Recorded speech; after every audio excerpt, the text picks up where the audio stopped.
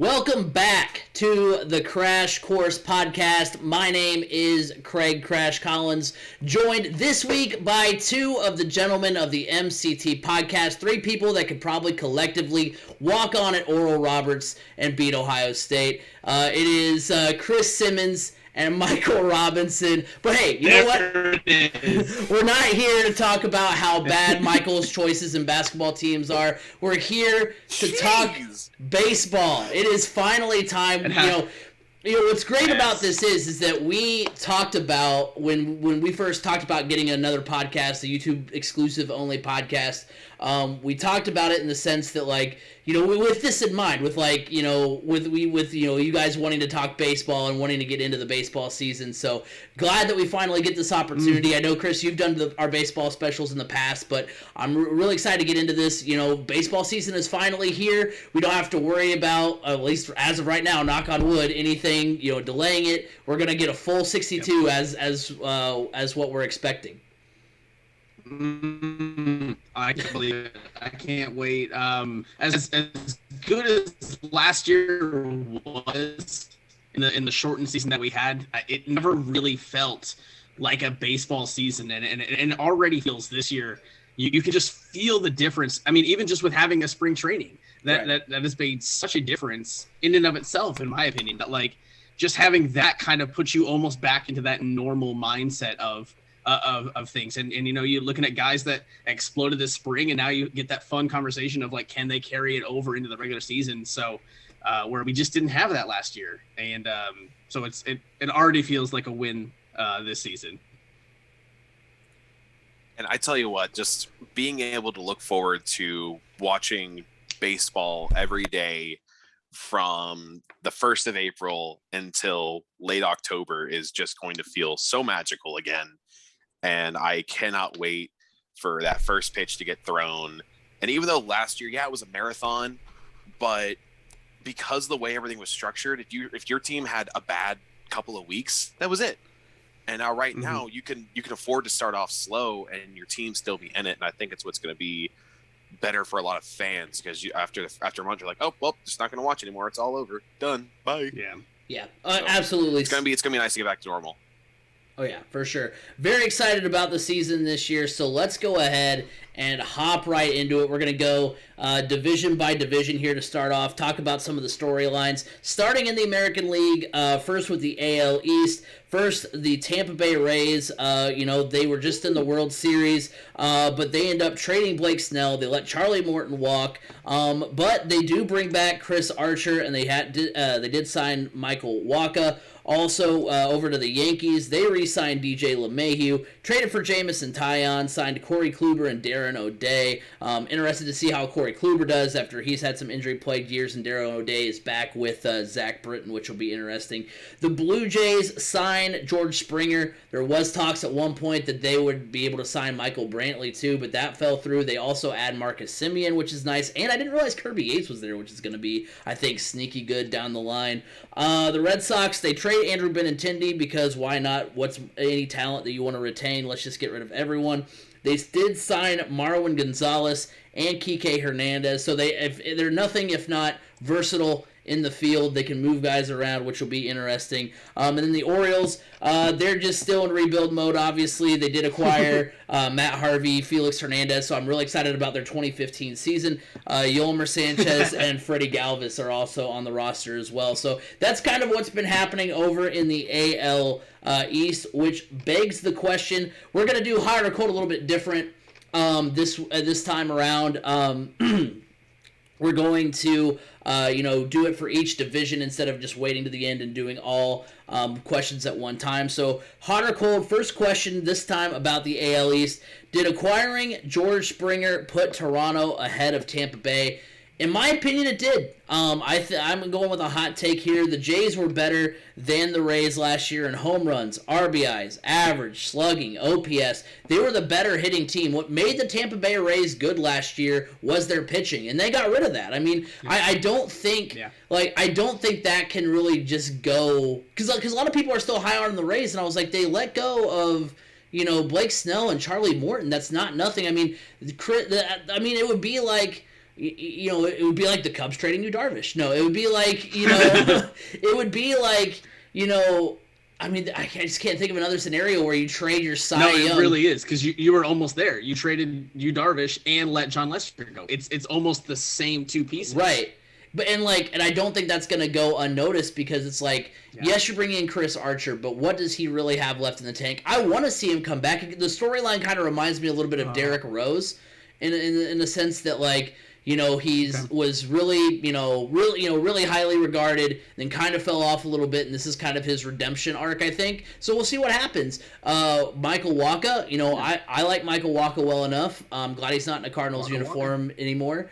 But we'll see what he's got left in the tank. But I don't think you can get rid of your Cy Young pitcher and your, the guy that's carried your staff the last couple of years, and a couple guys that carried your staff the last couple of years, and still expect to be at that same level. And then, I mean, George Springer, whenever these two teams play, will easily be the best player on either roster. And the Jays were on pace with the pitching staff that they have and the bats that they have, minus George Springer, were on pace for 86 wins last year. So with adding guys like Semien, and I know we're not talking about Semien right now, but adding, what they added, and then coming in, with the big cherry on top of George Springer, I mean, I think that puts them far and away better. So I think, we'll see how it all plays out. The Rays, usually are very calculated and are very analytic driven. We'll see what they have in store. But I think, just putting a roster up, and seeing what they're going to do on the course of a season, I think the Jays are better. Yeah, unfortunately on this topic, I'm going to agree with you. Not unfortunate because I dislike the Blue Jays. I actually really like Toronto.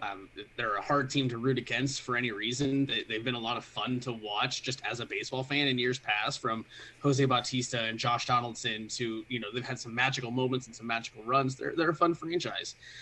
It's just unfortunate because I'm not a fan of George Springer or what he, where he was, what he did there. And so it sucks that, a good player like that is going to go help this, help another team out. But here's the thing: on paper, this is a huge move for Toronto. I actually applaud them for going out and spending money and spending big money after a COVID year to bring some big talent in to make that move, especially in what's going to be a competitive AL East, I think, where you've got, the Yankees, who are the Yankees, the Red Sox.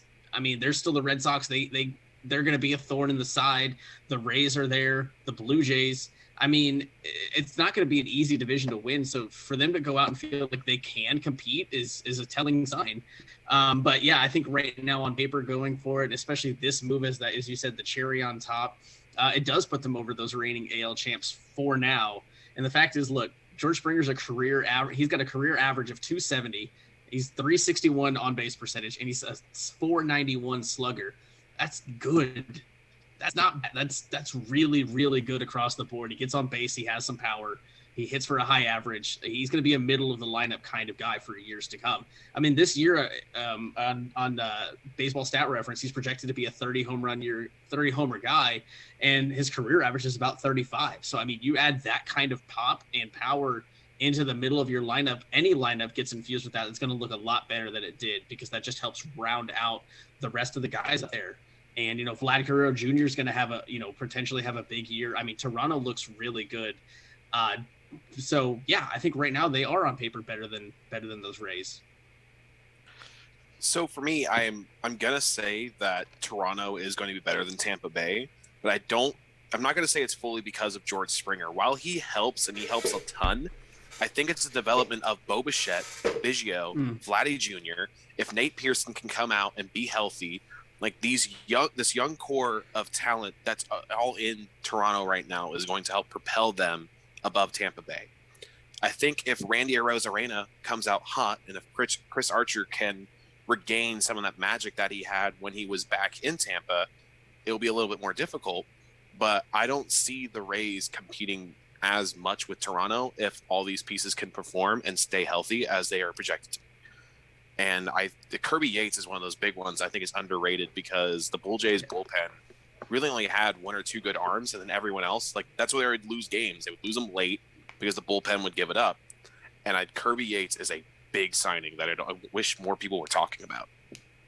Yeah, and I mean, and also, what's good about the George Springer move too is the fact that like Chris, we went through it. I know you went through it a little bit last year, Michael, with all the things that they did. The Reds did with getting Castellanos. We went through it with the Cubs getting Lester. That like when you make that move, that shows your whole clubhouse that you're going for it, and that lifts the morale of your team as well, makes the rest of your team play up. Now you mentioned the pitching, Michael, and that's good to mention as well, because the fact that the Blue Jays had Michael Brantley essentially signed and didn't end up getting him shows that they still had money to spend, and they could have addressed pitching with that money. And elected not to. So not to say that they're like, yeah, these are our, Cy Young candidate, awesome pitchers, but they feel like their pitching staff is good enough. I mean, I've always been, a Tanner Roark apologist. I always think he's pretty decent. He's on that rotation. Robbie Ray, I think, can have a bounce back year. We're only a couple years removed from him being really good. Nate Pearson's a good prospect. They have Hung Jin Ryu. Like, they've got, I think, a pitching staff that is good enough, or at least as good as the Rays. Maybe not as good as manipulating it as the Rays, but definitely as good as, like, talent to talent, roster to roster. Don't they also have Kenta Maeda? No, he's on the Twins. You're right, Minnesota. That other cold weather team up there. Yeah.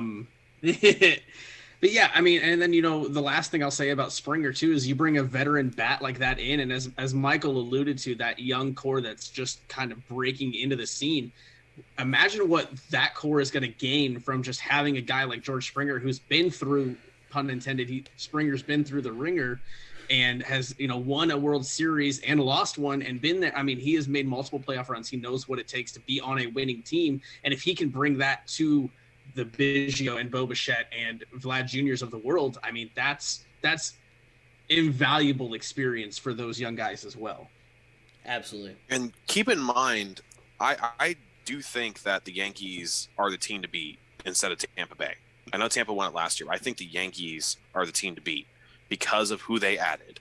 So the Blue Jays have to be really good in a tough American League to get that wild card spot. And that's what's going to be kind of the determining factor, is how well they perform outside of their division, outside of, you can't just beat up on the Red Sox and the Orioles all the time and expect to contend for that wild card spot. You have to do well throughout the season, because I don't see them beating the Yankees, but it's going to be tough to see if they can actually double dip and go back to the postseason, where they unfortunately had a first round knockout. Right. Well, moving on now to the AL Central, starting with the Minnesota Twins, they added Andrelton Simmons. They added J.A. Happ.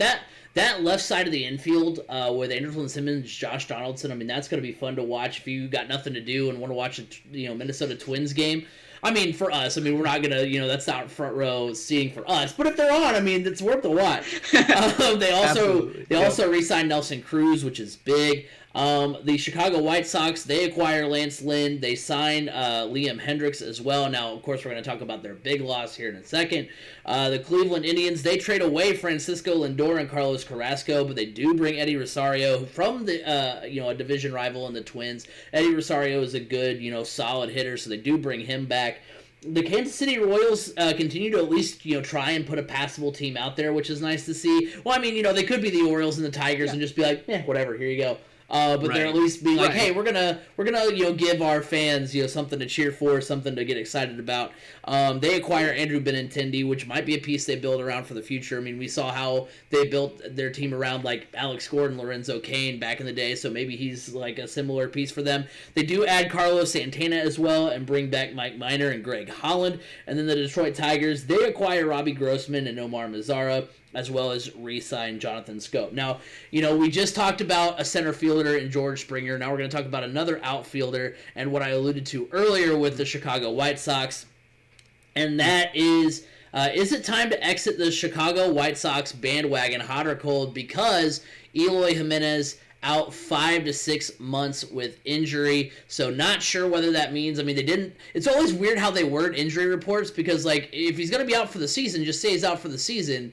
But 5 to 6 months, I guess, technically leaves that wiggle room for him to be back for the playoffs. So I guess that's kind of why you word it the way that you word it, because you don't know if he's going to be out the entire season. But still, is it time to exit the bandwagon? For me, it's cold. Originally, when I was thinking about it, it was kind of lukewarm for me. It's kind of in the middle for me regardless. Like, I think, obviously, their chances at the postseason, their chances at the division take a pretty strong hit. I mean, Eloy was second on the team in slugging in 2019. He was second on the team in slugging in 2020, third in average and OPS plus. I think they're still a top 5 roster in the AL. Their pitching has obviously improved. I mean, Lance Lynn, Dallas Keuchel, Lucas Giolito, all those guys. They have Liam Hendricks in the bullpen, and they have Jose Abreu, Tim Anderson, and Luis Robert. We'll see what that has in store. But again, this is, I was thinking about it earlier today, Chris, likening it. I know you've likened these White Sox to the, at least last year to the 2015 Cubs. This would be like the 2016 Cubs losing Chris Bryant at the beginning of the year and not having him. Like, obviously, they're still going to be good, but that's just a really tough blow to take as well. Yeah, I mean, you're right. That's a huge blow to take, and I appreciate you getting that call back to me comparing it to the 2015 Cubs, because that's really where they feel and felt before. And I mean, and if you want to talk about WAR, wins above replacement, Eloy is I would say a 5 to 10 kind of WAR guy. I mean, if you're projecting the White Sox before the Eloy injury to win 95 games, you're probably looking at an 85 to a 90 win team now, just based on that loss. That's as big of a one-person loss as can be. But I'm still going to go with this is ice cold for a couple of things. Because, like I said, don't get me wrong, losing Eloy is a big blow. But he's not the only guy that makes this team go. That's the good thing about this roster is he is a full roster. It's not so bad as like the Angels losing Mike Trout for the year, where you're like, oh, well, now there's just, okay, cool. We've got 45-year-old Albert Pujols. Yay. Like, and I mean, Anthony Rendon, the pieces, Shohei Ohtani, obviously, but you get my point. Justin Upton. You're right. He still plays, all right? But it's not that deep where, if the Angels were to lose Trout, I think any postseason hopes they had would be dashed. The White Sox, I think, are still a really, really, really good team, even minus Eloy. If Luis Robert takes another step forward, I mean, he's in a top, elite level status. Tim Anderson is an MVP contender. Jose Abreu just won the AL MVP. He is still an MVP contender. As you mentioned, they added Liam Hendricks, Lance Lynn, Dallas Keuchel. Lucas Giolito is a Cy Young contender. I mean, you've got a lot of pieces there. And outside of the Twins, I don't see the Central being a very tough division. You're going to get games against Detroit. Cleveland is obviously selling. I mean, you're going to rack up some wins in that one. And I think, that playoff loss to the Oakland A's last year for the White Sox kind of woke them up a little bit to prepare them for this year and to be able to bounce back from losing Eloy before the year starts. I think they're in a position to do that. My biggest question for the White Sox still is that manager spot. How does Tony La Russa fit in with all these young guys? So I think that's what I'm looking to see from them, more so even than the Eloy injury. But it sucks. It hurts for not only for the White Sox, but it hurts for the game of baseball whenever you lose a top guy like that, a young guy like that. It just sucks for everybody. Nobody wins with an injury like that. But I think the White Sox are still going to be okay. I'm going to have to agree. I don't see this taking the White Sox out of it. I don't see this one injury. As long as that pitching staff can stay whole, because they got some really good bats. But if you start losing some good arms, especially with, more games and starting pitchers are going to have to go more innings, if these guys start going down, then you could run into some issues with Chicago because they don't really have a whole lot of depth at pitcher right now. And Tony La Russa, as much as I dislike him, and I have been very vocal about how much I dislike him, he has to try and rein everybody in, keep them focused, and get him excited to go out there and win this for Eloy. Like, get him rallied around something. Well, he's not to help kind of push it. Like, I know, but for Eloy, I know, but he has to do something to keep his team excited because Tony La Russa has always been a very old-fashioned dude, and he has to do something to kind of get him excited because that hurts. Yeah. The week before opening day, that really is a downer, and you got to bring your team down. So you gotta get them excited. You gotta get them ramped up somehow, some way, and if Tony La Russa can manage not to blow it, I think the White Sox will be fine. Didn't the Brewers do that with Yelich? They were like, "We got to win it for Yelich." Yeah. Like he didn't He's still there. Yeah, that's exactly what they did. He went down in like August. I remember that. Yeah, he went down in like August, and they were like, we got to do it for our boy. I'm like, he's in the dugout. Like, he's right there. Like, it's fine. Also, though, real quick, Erie, Yes. though. So we brought up the 2015 Cubs, 2016 Cubs. Could this be like losing Schwarber at the beginning of the year? Like, very similar scenario.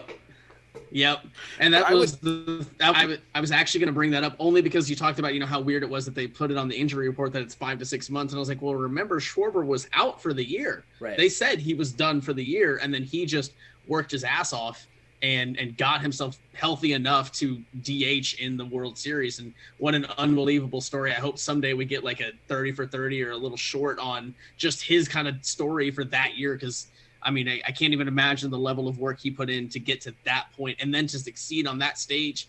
It was just, it's out of the world. But I will say Matt Michael will be pissed at me if I don't bring up Andrew Vaughn's name, prospect for the White Sox.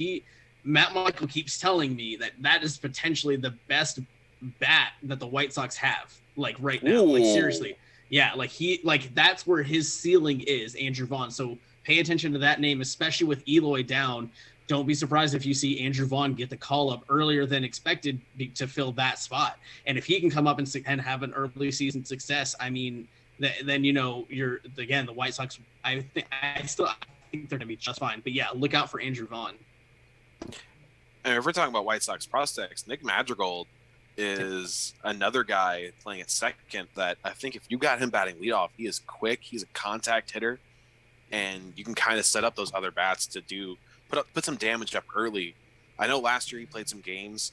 He didn't really start a lot of them because the White Sox were in like playoff contention, and they really want to take a chance on a younger guy like that early. But I feel like if he can come out and start strong like he has during spring training, that is another guy to look for on the White Sox to kind of help. I don't want to say fill in the shoes of Eloy, but can really help kind of bolster that offense again. Yeah, for sure. All right, moving on to the AL West. You're going to detect a theme here. I think a lot of AL West teams needed pitching because we see a lot of pitching over there. First of all, for the Oakland A's, they trade Chris Davis for Elvis Andrus. They do sign Trevor Rosenthal as well as Mitch Moreland. The Houston Astros, they acquired Jake Odorizzi, Ryan Stanek, and Pedro Baez, all pitching. Odorizzi a starter, and then bullpen pieces. The Seattle Mariners bring back Big Maple James Paxton. He is back with the Mariners. The LA Angels, they trade for Raisel Iglesias, also acquire Alex Cobb and Jose Quintana. And then the Texas Rangers, they acquired Chris Davis in that trade for Elvis Andrus, and also received Dane Dunning in the Lance Lynn deal. So, hot or cold, are the Astros still the team to beat in the AL West? And I went back and forth on this one because I feel like the Athletics and the Astros both took steps back this offseason and aren't necessarily the teams that we're used to seeing put up 95 to 98 wins and battling, not only for the AL West championship, but also the, higher seeds in the playoffs. I went back and forth on this, but I think I am ultimately going to say it's a cold take, and the reason why is this. If you break down the rosters, so catchers are a push. Sean Murphy, I know has a lot of upside, but then on the other side but we don't really know what he is yet, and Martin Maldonado is Martin Maldonado.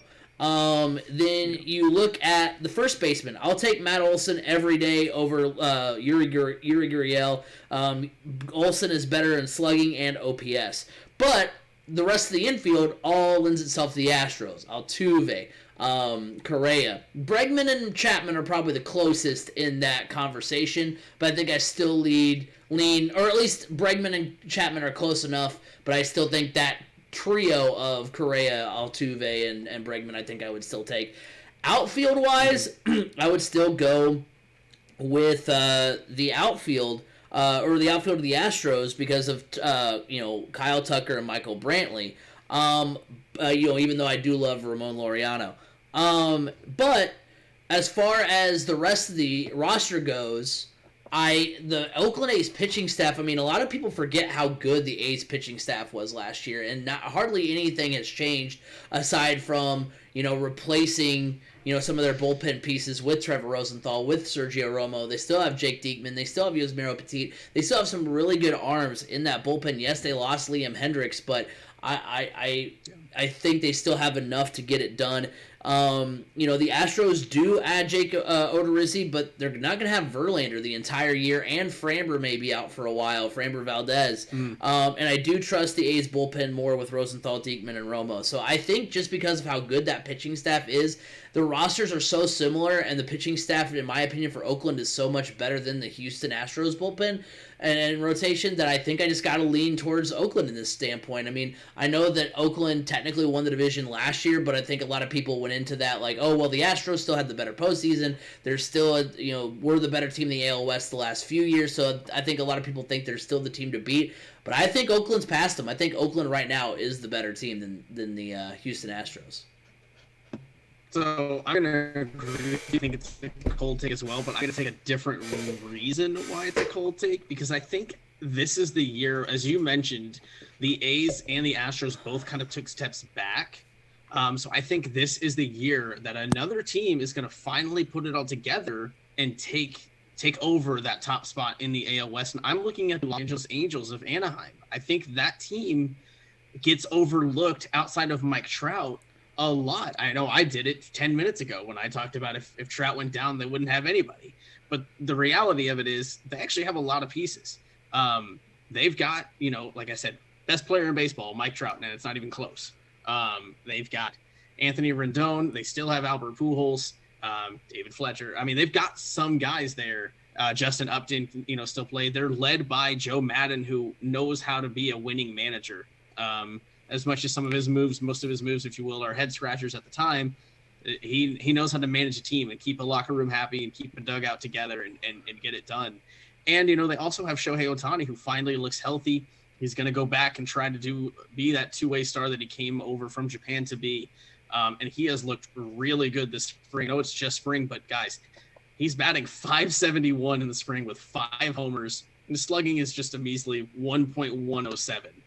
So over, over 100%. It's like, I mean, so his bat obviously is there. His bat's been there since he came over to, the major leagues. The big question is, can he stay healthy on the mound and be a productive starting pitcher?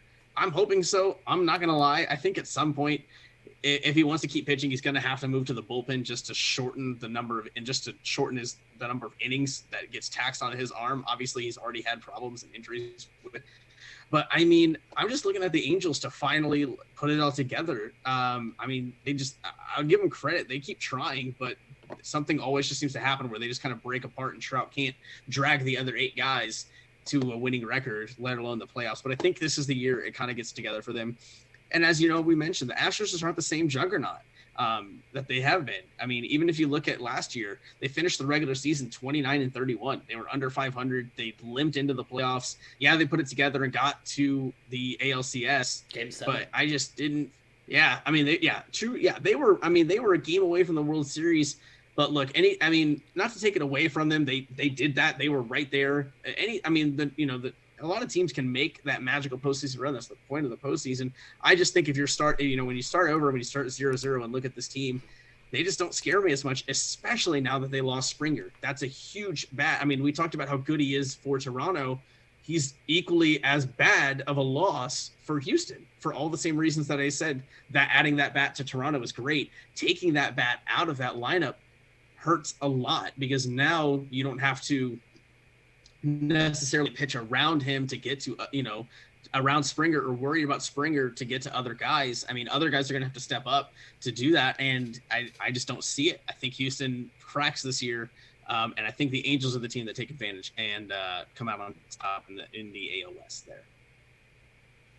So, I mean, if Justin Verlander was healthy, it'd be an immediate yes, because JV is that important to this team. And I think they saw that last year. Without him there, they're no longer the team to beat. As much as I want the Angels to be good and really take that big leap and become that division champ that they have been striving to be for so long, I'm going to have to agree with Craig, and just the Oakland A's are just so much better right now, and they have taken these steps forward, and they got to be the team to beat. I love me some. And for one big reason, I think Raisel Iglesias is going to cost him some games. I saw that firsthand. I saw the big losses. I was gonna dog you. I was gonna be like, you're gonna pick the Mariners, aren't you? But I'll nope. Since you're agreeing with me, I'll let you go. Yeah, he'll allow it. I love that. I love that nod that Craig was like, yeah, you're onto something. Yeah, you got it, man. Yeah. You got it, man. I could listen to him. I could listen to him agree with me for 2 more hours. Just. All right. Well, let's go. No. I think it's going to be a dogfight in that division. It's going to be a fun division for sure. But I still think it's a two-way fight. The Angels, if they can stay healthy and if Shohei Ohtani pitches well, they get into that fight. But right now, at this stage, at the start of the season, I don't see them in the fight as much as it sucks. Yeah. I just don't see them in the fight. Yeah, and I'm definitely hopeful with that prediction. That's more of this is kind of what I want to see than what I think may actually happen. I mean, I have reason to believe in that hope. It's but it's not like I'm sitting here saying the Orioles are going to win the AL East, and here's why. But yeah, they got a 0% chance to go to the playoffs. Remember. Well, and hey, every year we have that team. I mean, the Marlins were that last year where we had no idea they were going to have that, a good season, and then they end up. I mean, I don't know if they were still under 500, but still made the playoffs or what it was in the NL. But still though, yeah. I mean, they were a playoff team and won a playoff series. I mean, they still. Won the games they had to win in the postseason. So there's going to be a team and maybe the Angels are that team. I mean, they definitely have the talent to do that. But we'll just have to see. But yeah, so that'll do it for the American League. Before we get into the National League, though, let's go ahead and get a word from our friends of the show. The Crash Course Podcast is brought to you by Anchor. Looking to start a podcast but don't know where to start? Look no further than Anchor.fm. Anchor allows you to record and edit your podcast right from your computer or mobile device and will distribute it to other sites such as Apple Podcasts, Google Podcasts, and Spotify. On a budget, not only is Anchor completely free of charge, but will allow you to make money from your podcast with no minimum listenership. Download the free Anchor app or go to Anchor.fm to get started. Anchor, it's everything you need in a podcast in one place.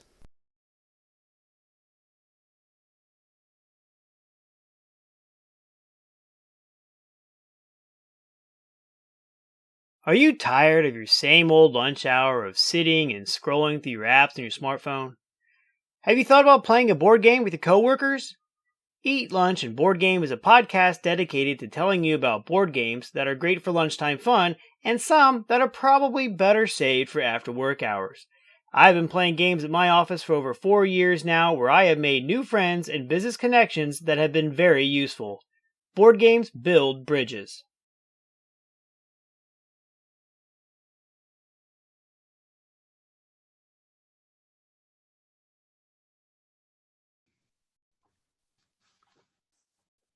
All right, so we've wrapped up the American League. Now let's go ahead and get to the National League. First, starting with the NL East. The Atlanta Braves in the offseason, they do re-sign Marcell Ozuna. They also signed Charlie Morton to add to that pitching staff. The Miami Marlins, they add some pretty good pieces, pretty good depth pieces. They have Adam Simber, Dylan Floro, and John Curtis to the bullpen. They signed Adam Duvall, who had a great season last year for the Braves. The Philadelphia Phillies, they re-signed JT Realmuto, and then they acquired Chase Anderson, but they also acquired so much bullpen help because they had a historically bad bullpen in 2020. They did get Jose Alvarado. They got Archie Bradley. They got a slew of names, a couple of non-roster invites like Tony Watson. So they basically just threw, if you've been good at relieving in the last, however many years, you got a call by the Phillies. The New York Mets, they traded for Francisco Lindor and Carlos Carrasco. They also signed Taijuan Walker and Trevor May, while also getting James McCann. And then the Washington Nationals broke the hearts of a lot of Cubs fans as they get Kyle Schwarber and John Lester, also acquiring Josh Bell and Brad Hand. So I think this will maybe be the easiest hot or cold question that we could possibly ask here, and that is the NL East the baseball's deepest division? And I think that is a resounding, it's a hot take, it's a resounding yes. I mean, I could see a scenario where all 5 of these teams, where each one of these teams could win the division. Not all 5 will tie for the win of the division. But no, I can. That is a scenario. Yeah, that is also a scenario. But I can see, like, you can make a case for why every one of these teams has a shot to win the division. I mean, first the Braves and Marlins were in the playoffs last season. I mean, the Braves are the favorites, so obviously they're, throw that one out there. The Miami Marlins were in it last year, and they added their bullpen. They got Simber, they've got Floro, all the guys I just listed. They already, obviously they lose. I don't know if Starling Marte's still there. I don't remember. I think so. So he's still there. Yes. They still have, a lot of the bats. They bring in Duvall. I mean, they've still got a good enough lineup to compete. And then you have the Mets, who made the biggest splashes in the division, in my opinion, in the offseason with Lindor and May. You have the Phillies, who, like I said, threw a bunch of darts at a dartboard to try to add bullpen help, and I think that should work. And so, they're a team that's stacked with, Bryce Harper, JT Realmuto, all those guys. And then the Nats easily, in my opinion, have the best rotation in the division, and they also add,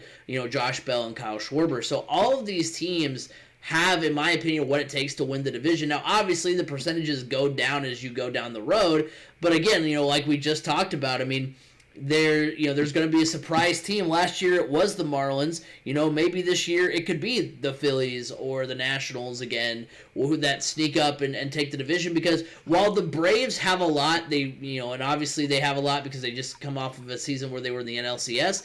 I don't think they did so much that makes them like, all right, you know what? They took the bull by the horns and really secured the division. Like, I think by only getting Charlie Morton, I know they got Drew Smyly as well, but Charlie Morton was the biggest splash they made in free agency this year. By not really doing anything else, like, I think they left the door at least a little bit open for one of these other teams who did make bigger splashes to sneak up and take the division.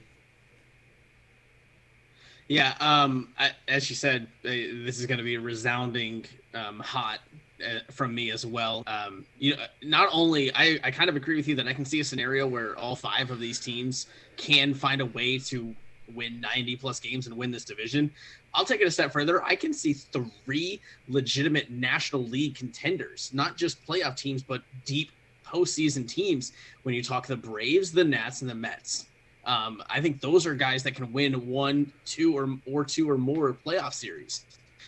Look, the Mets finally went in, dug in, and overhauled this roster and got some dead weight out of there, brought in new guys, and finally added some run support for Jacob deGrom, who has a historically low level of run support for his career, and he still goes out and wins multiple Cy Youngs and hardly ever loses. So now you add in Francisco Lindor with you hope Pete Alonso has kind of a break, not necessarily a breakout third year, but a bounce back third years after a slow sophomore year last year. So, I mean, that offense can put together some runs finally. As you mentioned, the pitching looks really good. They added Cookie Carrasco. They added Marcus Stroman as well, I believe, is there. And Jacob deGrom, I mean, that's a good 1, 2, 3. Trevor May in the bullpen, I mean, that can now pitch, they can hit. And Taijuan Walker, who has been just nothing if not a solid career pitcher. I mean, he's just a guy that goes and gets it done. Nothing sexy about it, but he will go and get you 6, 7 innings of solid work. So yeah, the Mets look really good. The Braves, people seem to forget that the Braves were a game away from the World Series last year and upending the eventual champions in those Dodgers. They were up 3-1. They should have won that series by any kind of number metric you want to say it, outside of playing the games on the field. Like they were in a position to go to the World Series. And let's be honest, if they went to the World Series against the Rays, you guys think that they would have won? I do. I think they would have beat the Rays. So, you could be looking at, back-to-back titles. I mean, this team is really good, and they got better. They added Charlie Morton. I know it's just one piece, but that's their pitching let them down in that series against the Dodgers. And so you add a veteran, an elite veteran like Charlie Morton, who was an all-star in 2019, and is a guy that just rounds out that rotation and shapes it up. And then you hope that you get another solid year of growth from Ozzie Albies, Dansby Swanson, and Ronald Acuna Jr. And the sky's the limit for that team as well. The Nats are really sneaky. Remember when they won it all in 2019? No one really saw them as a threat until it was too late, and they were winning series, and and Howie Kendrick was walking off the Dodgers, and all of a sudden, oh my God, the Nationals just beat the Dodgers, they're moving on, and then all of a sudden, oh my God, they're in Game 7 of the World Series and they won it all before really anyone took them seriously. They had a ring, so the Nationals can do it again.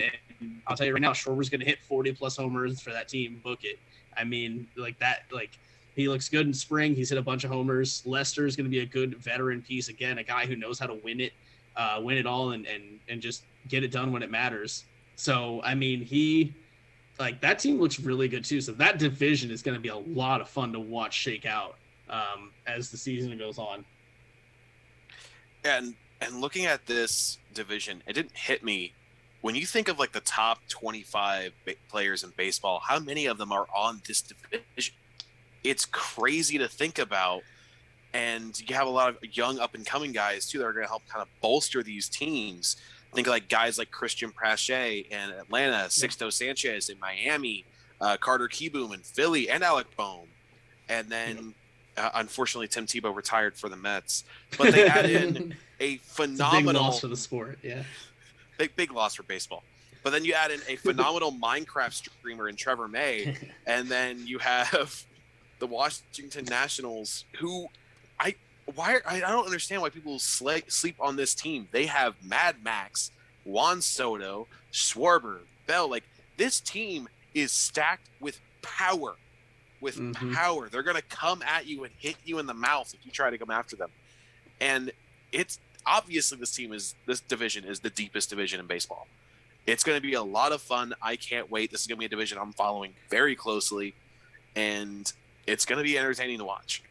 I'm glad that you mentioned Juan Soto, and I'm glad that you mentioned Trevor May, because like I've become a big Trevor May fan like over the past few years. And, you know, when you see someone who you know is a baseball player and a streamer, like I didn't really know what to expect. I just figured it. You know, I don't know what I expected to see out of him, but I'm like, dude, he's as goofy as me. Like, I love this guy. Yeah. I always root for Trevor May. I'm always in his stream, so I was happy to see him. I mean, not really get out of Minnesota because he's doing well in Minnesota too, but like, get an opportunity to get the bag, go, to a team that, stay on a contender, not like have to go anywhere else. So that was really cool to see too. But yeah, it's going to be a very fun division to watch. Moving on now to the Central. First with the Chicago Cubs. They trade away Yu Darvish for Zach Davies. They acquire Jake Arrieta for Jock Peterson. And then they also they acquired Jake Arrieta and Jock Peterson. And then they also added Andrew Chafin and Brandon Workman to the bullpen. The Cardinals, pretty much all they did was all they have to do. They traded for Nolan Arenado. The Reds, they had Kyle Holder and Cam Bedrosian. The Brewers, they signed Colton Wong and Travis Shaw, bringing Shaw back to Minnesota. They also signed Jackie Bradley Jr., which I think is funny because in one of my Road to the Shows, that's where Jackie Bradley Jr. ended up on in MLB The Show, so I think that's kind of a funny thing. And they also added Brad Boxberger to the mix in that bullpen. And the Pirates just continued to be full sell mode, trading away Josh Bell, Joe Musgrove, and Jamison Tyon. So, looking at this division, a division that at one point I thought was the best of. Well, the NL Central at one point was what we just talked about with the NL East. With hey, any of these teams can win the division, and I mean, I guess that's still true, but at a much lesser level. But looking at this division, hot or cold, the Cardinals have the best lineup in the Central. For me, I'm gonna go cold. I don't go homer mode as much as B. Scott does with Purdue. I try not to be a homer, but this time I am going to be a little bit of a homer. And I think there's some truth behind it as well. It's not like I'm just being a homer for the sake of it. I do think the Cubs have the best lineup. Now, notice I say lineup, not roster. That's what we're going off here, so we're not going to talk super into the pitching here. But breaking it down, according to CBS, the Cardinals have two players ranked in the top 5 at their position. You have Goldie and Arenado, so they take the hot corner. One of the best corner infields in all of baseball, I think. And the Cubs have one with Contreras at catcher. Second base to me is kind of a wash at this point. I mean, you think Nico Horner is going to be there at some point for the Cubs. And really, there's not, with the Cardinals trading away Colton or not re-signing Colton Wong, I think they take a step back there as well. Javi Baez was worse than Paul DeJong at the plate last year, but is projected to bounce back this season. I think is overall a better shortstop. And then you look at the outfield. The Cubs have a really good outfield with Jason Hayward, Ian Happ. Jock Peterson's been tearing the cover off the ball in spring training. So I think all in all, as far as lineup goes, I think I got to lean a little bit more towards the Cubs. Obviously, I don't know whether or not it's good enough to get them another division title. But it's a lineup that is going to be very formidable and give some of these other teams a run for their money. I'm gonna go cold as well. Two things right off the bat before I even get into why. One, I'll never admit the Cardinals have a better lineup than the Cubs. I mean, I won't do it. I won't do it. I don't care. They could get Mike Trout, Barry Bonds, Juan Soto. They could have everybody, yeah. and I don't care. I'll never admit it. But and it's funny, Craig. We haven't disagreed yet on hot or cold. So that makes me laugh. But seriously, no, I really don't think they have the best lineup. They may have two of the best players in the division, but two guys don't make a lineup. They that's kind of the beauty of baseball. It's not the NBA where you can have a LeBron James and us three can go out there and our team would compete. We'd probably make the playoffs and he would drag us to the finals. But I'm looking at the Angels. Trout doesn't make that whole lineup. That lineup doesn't scare you. Trout terrifies you, but when you're pitching to the other 8 batters, you're just thinking, thank God this isn't Trout. I mean, the Cardinals do have Yachty, who's basically the same as Mike Trout. So I mean, you're not wrong. You're not wrong. But when I will lean more towards the Cubs lineup, shocker. But again, not just because of the homer, as like Craig was saying, they've made some moves. I was devastated, to be honest, when Schwarber when they didn't re-sign Schwarber, especially knowing they could have gotten him. The arbitration deal they would have signed him for is less than what Washington is giving him for 1 year. So it sucks that the Cubs weren't willing to open the pocketbook on a reasonable deal to get back, a hometown hero, a folk legend for that 2016 season, and we already did. But they did replace him so far really nicely with Jock Peterson, who has turned in an amazing spring. So far, he leads baseball in home runs in the spring. He's got 8 already. Absolutely tearing the cover off the baseball, as Craig said. But, just looking at their 1 through 5, I'll take the Cubs because you got Happ, Rizzo, Baez, and Contreras. That's a lot of talent right there, 1 through 5, and that's not even talking about Hayward, who broke out offensively last year. Peterson, who's again leading spring training with 8 homers. It's not talking about those guys at all. And then Nico Horner waiting in the wings. They've got a couple of prospects waiting in the wings. Miguel Amaya, Ed Howard. I mean, there's guys down there.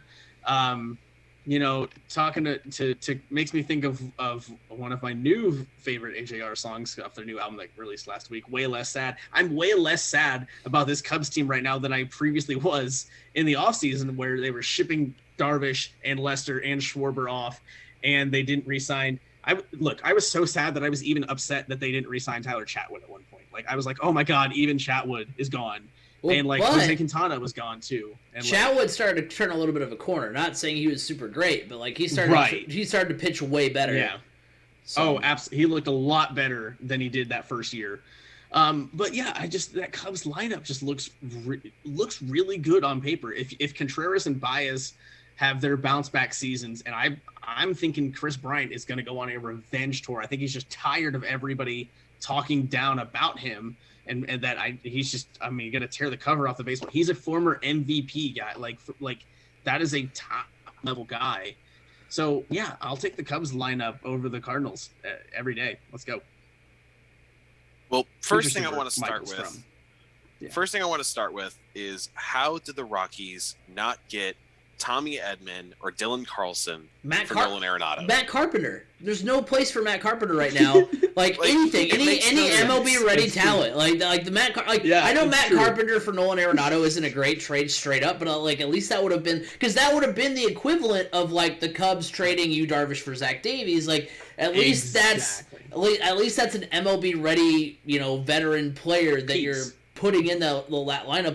The fact that the Rockies didn't even come away with, Tommy Edman and those guys would have been way better for them to get, but at bare minimum, how do you leave that deal without Matt Carpenter? Mm-hmm. the Cardinals pulled just straight highway robbery against Colorado. That was ridiculous. Yeah. I have no idea how they pulled that off. Yeah. But I mean, on paper, the Cardinals roster looks really good in a couple of years because they have too many guys that are younger that still need to progress. So I don't see them as the best lineup. They have two of the best players in baseball, especially later on in the year when they're both rolling. Like, they have two of the better players in baseball because we all know Paul Goldschmidt doesn't actually start playing until late September. A little sooner than that, but yes. It's an over-exaggeration. You know exactly what I mean. Sure. But I think you guys know where I'm going with this. It's the Reds. You should have all seen it coming. It's the Pirates. Yeah. There it is. No, I'm kidding. Obviously, I'm going to have to go with Cincinnati purely because I think when that team is healthy and if they can actually get rolling and that offense can actually bring some runners home. Hits wasn't the issue. It was runs scored. That was the issue last year. And Castellanos coming back. Hello, Craig? Couldn't have thrown that in there. That was huge for Cincinnati. He is rolling in spring. Shogo Akiyama played his first year, and it wasn't even a full year in the pros. If Nick Senzel can actually be healthy for even like 3/4 of the season, he could actually start progressing where they think he could be. Joey Votto, during spring, he actually was hitting very well until he, I think he tested positive for COVID-19, if I remember correctly. Short, like Eugenio Suarez had 40 home runs a couple years ago. There's no reason why he can't do that again. And then Tyler Stevenson, if he can work on that defense, he's going to easily overtake. As much as I'm a big Tucker Barnhart fan, I think he's going to overtake Tucker Barnhart purely because that bat has so much pop. Where you have a Gold Glover, but ultimately offense is what's going to win you games as long as your pitchers can keep everything reined in. But I think the Reds, if they can figure out shortstop, that's the big hole right now. That the very obvious glaring issue is they didn't address shortstop at all, other than trying to put Gino back there where he hasn't played in years. Which I didn't watch any of the spring training games, so I don't know how that actually worked out. I don't think they're planning on doing that for opening day, so I don't think it worked out very well. But it's odd because they should have been in on like Didi Gregorius or one of those players like there that was out there. But here's the thing that's like, because what's funny is, like, I watch and listen to a lot of John Boy Media, who I go to for a lot of baseball, and they, we're trying to find a place, because once, basically Colorado gave away Nolan Arenado for free, they're like, all right, the next step in this process is Trevor Story, potentially, and the Reds would be a perfect place for Trevor Story, but what are the Reds doing right now? Are they trying to, like, they bring back Moustakas, they have Castellanos, they have Votto who can still do it, like you mentioned. But they also, they didn't go after Bauer, but Bauer was going to command a bunch anyway, so who knows if that was just going to be too high for them. They do have Luis Castillo. Like, they still have a lot of pieces, but it just it's hard to tell the direction that ownership in that front office wants to take. If they're going for it, or if they still think their window is, open, then I don't see why Trevor Story can't be a trade candidate, especially if he's for as cheap a price as what Colorado gave away or what Colorado got back for Arenado. And we're 2 years removed from that big offseason run that Cincinnati went on, where they just bolstered that offense as much as they could, and then they just shut it all down. Like, I don't know what piece they thought that we lost. We lost Trevor Bauer. Cool, that's one person. Well, granted, he was the Cy Young winner. I get it, but you still had two other great pitchers on the roster, and you have some great prospects in Lodolo and Green that could come up and win you some games as long as they can, again, especially with Hunter Green, stay healthy, especially not after not playing a minor league season last year. But sorry.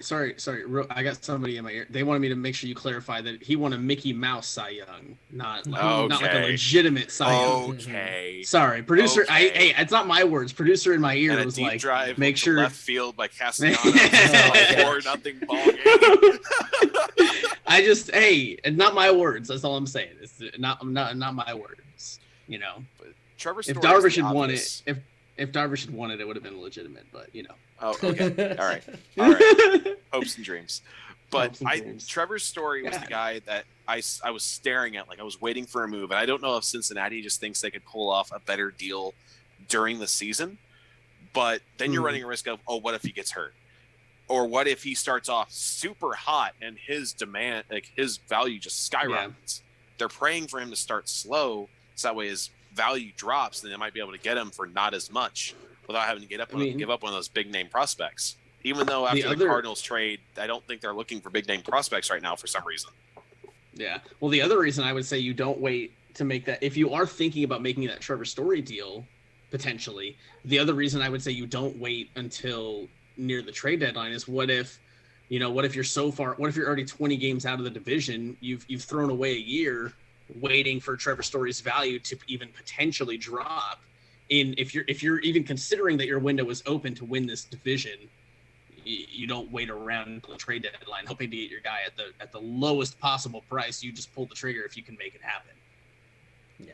Now, what will be interesting to see, because I think if they were to go out there and get Trevor Story, like I would have the Reds like right up there with the Cardinals and Cubs as far as contending for that division again. It's just without another piece like that, I just don't know. But I mean, the Reds are do have a very solid lineup though as well. I mean, there's a lot of good. I feel like the Brewers even too have a solid lineup. It's just. And they added. I like what they added too. Yeah, I was like, we didn't talk about them at all, but yeah, I like them a lot. But like kind of in similar fashion, they were also rumored to get Justin Turner and didn't get it. And I feel like if they would have got Justin Turner, that would have kind of been that extra ticket to get them to where they need to go. Yeah. If Yelly has a bounce back year, I mean that's a solid team. And if they, you've got. That back end of the bullpen in Milwaukee, I will say, is probably the scariest in baseball. Oh, yeah. With Devin Williams and Josh Hader, like, I don't want to see either of those guys. Yeah. I don't want to see either of them. They're nasty. Absolutely nasty. So, yeah. And Craig Counsell's a really good manager.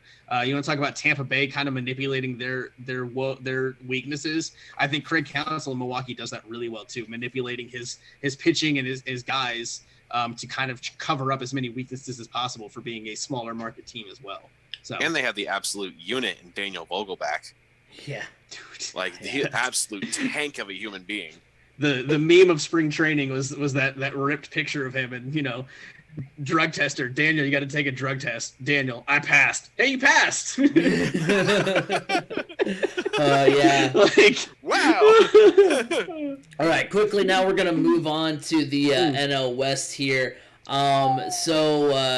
First you have the LA Dodgers. They only really did one big thing, but it was a big thing. They went out and got Trevor Bauer, the asterisk Cy Young winner from last year. No, I'm just joking.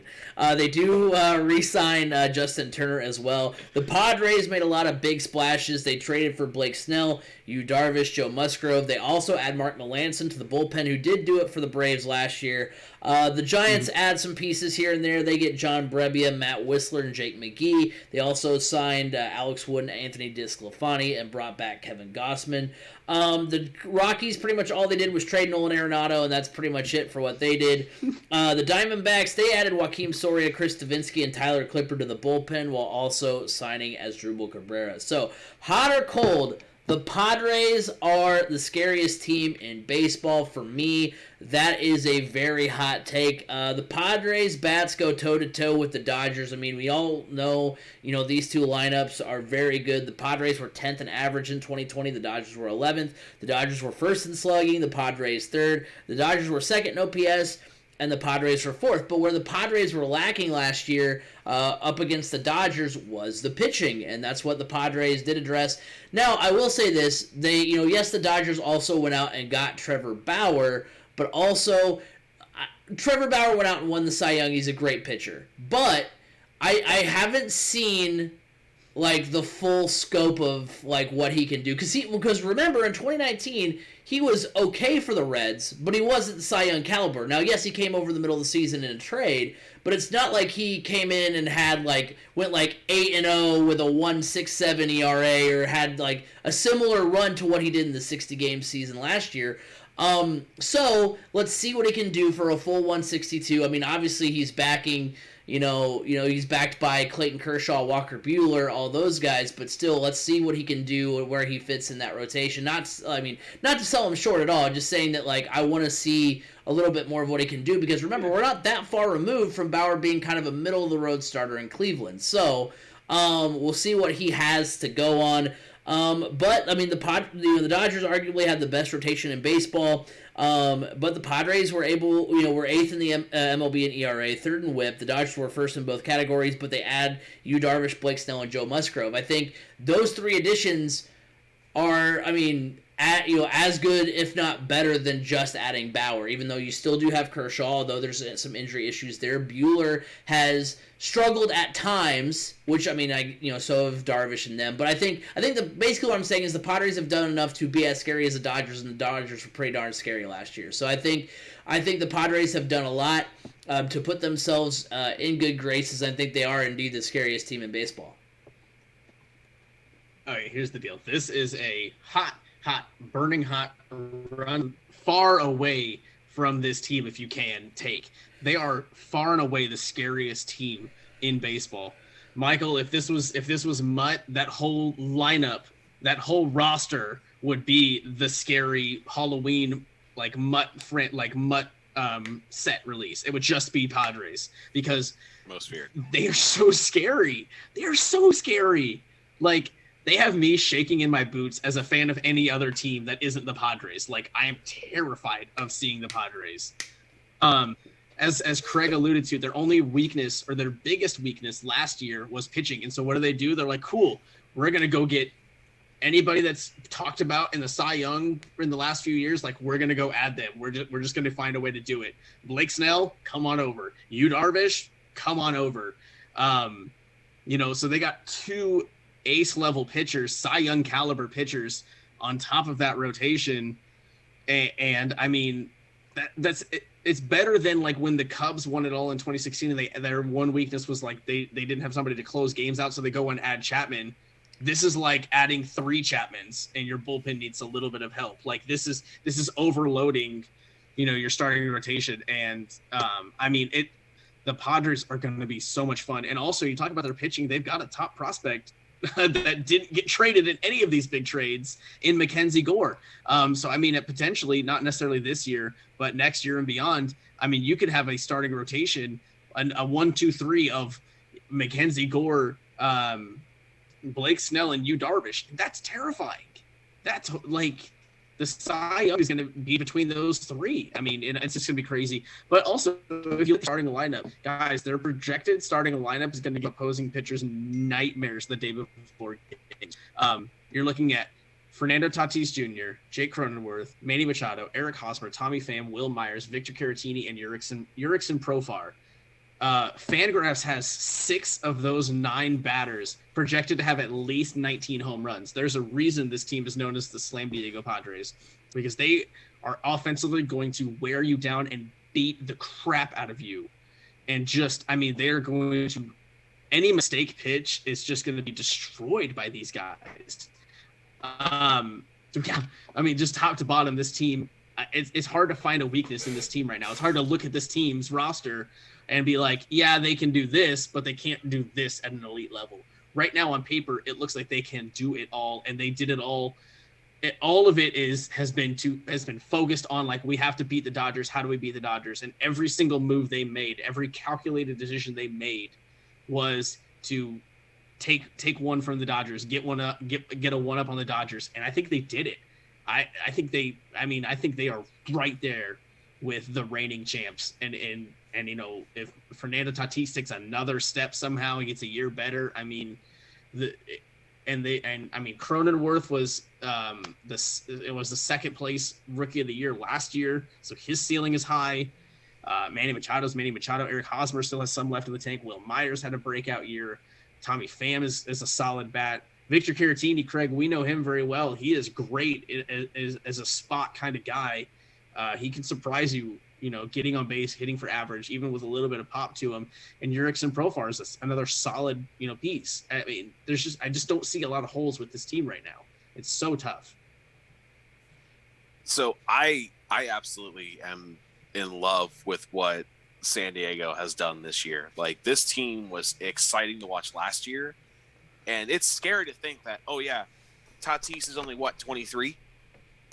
Machado is an absolute unit, and then the pitching staff. Y'all forgot about Dinelson Lamet as well. Yep. He's going to be a solid guy, and then Darvish. Like, this team is scary, and I love it. And I really hope that every single game that the Dodgers and Padres play against each other is primetime television, because it should be.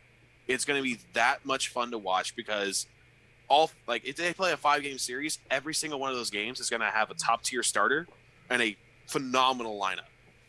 Like, phenomenal bats. It's going to be exciting to watch. And it's exactly what baseball needs, is going to be these fun, power-hitting teams that are going to excite the sport again, and I'm so excited. Yeah, what also makes them scary too, kind of another level to that, is the fact that they also, kind of like what you said, Chris, they didn't trade any of their big prospects, so they have enough ammo to go at and add more to this roster, which makes them extra scary as well.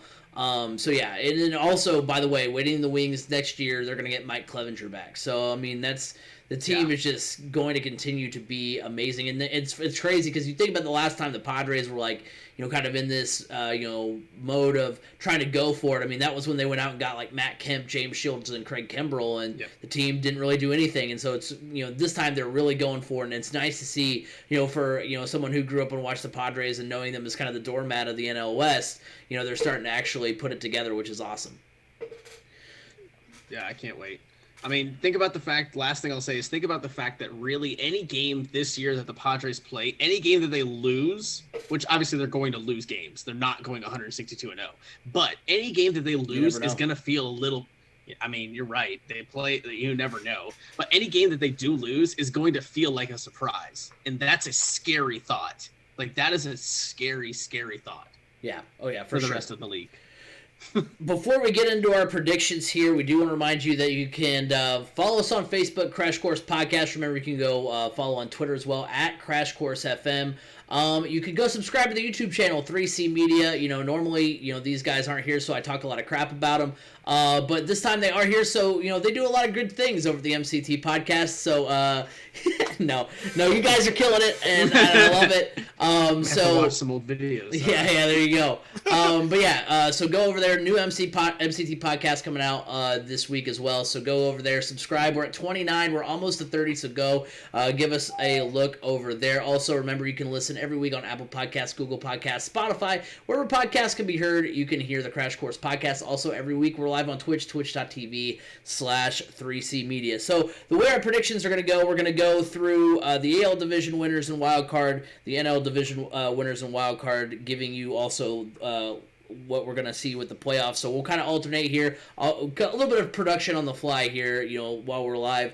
I'll go first, and then you guys amongst yourselves pick, but we'll kind of go AL Division winners, then you guys go, and then NL Division winners, and kind of like that. So that's kind of how we're going to do things here. But for me, starting off with the American League, my division winners are going to be first, starting with the AL East. I kind of went in order of how I think they'll finish as well. I'm going to go with the New York Yankees. I mean, not much needs to be said. They're the best team in the AL East. They have the best roster. They added, what they really needed was pitching, and that's what they added in the offseason. So they are still far and away, I think, the best team in the American League. The Twins, I really wanted to pick the White Sox to win the AL Central, but again, I think the loss of Eloy is just enough to put them back a peg. So I do go with the Twins. That race is going to be really close. And then with the AL West, we mentioned it a little bit earlier, how we thought that maybe the Astros have kind of taken more of a step back in that division than maybe people realize. I didn't have the A's until I did a little bit more digging for the podcast. I didn't even have the A's in the playoffs, and now I have them winning the AL West. So there you go. And then as far as the AL wild card, for me, I do have getting the first wild card spot being the Astros. I still think they're going to be there. They are battle tested. They do know how to go get it done. And then I do have the White Sox there as well. I really wanted to find a way to shoehorn the Blue Jays in there. and have them, win the wild card and then face the big bad Yankees and come up just short. But I couldn't fit that storyline in there. The White Sox still have, a better pitching staff in my opinion, and just as good of a roster. So I'm gonna have the White Sox there as well. So that's my AL teams: the Yankees, Twins, A's, Astros, and White Sox. So I'll go the same divisions that you went, not necessarily seeding order, but I mean, just kind of the way it worked out. It might be seeding order, who knows? It's all fine. But in the AL East, as much as I don't like to say it, it's the Yankees. I mean, it's hard to go against them. As you mentioned, they have the best lineup there. They added some pitching. Those Bronx Bombers are going to come in full force. You can't overlook them. They got Judge Stanton, among others. Luke Voigt had a breakout home run year last year, and he's a tank as well. And they're in Yankee Stadium. Hell, I could hit a home run in Yankee Stadium. So, I think, shoot, put me out there. Put me in, coach. I'll play.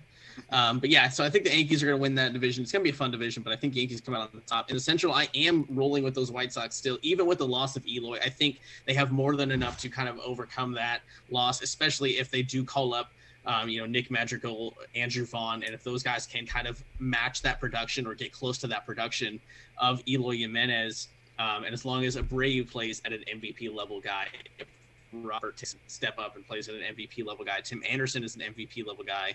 That pitching staff is great. They added Liam Hendricks to close it down. I really believe in what the White Sox are doing still. And then in the West, it's kind of my wild card division winner. I'm going with the Angels. I think, as we talked about, the Astros took a step back, the A's took even a step back, and I think the Angels can finally, hopefully, put it together and figure out a way to put some talent and some run support, some other offensive pieces around Mike Trout and just get it done. Their pitching staff doesn't look great. Their opening day starter is going to be Dylan Bundy. That speaks volumes, but hopefully they just find a way to kind of ride the wave, get it done. If Ohtani can stay healthy, that's a great piece.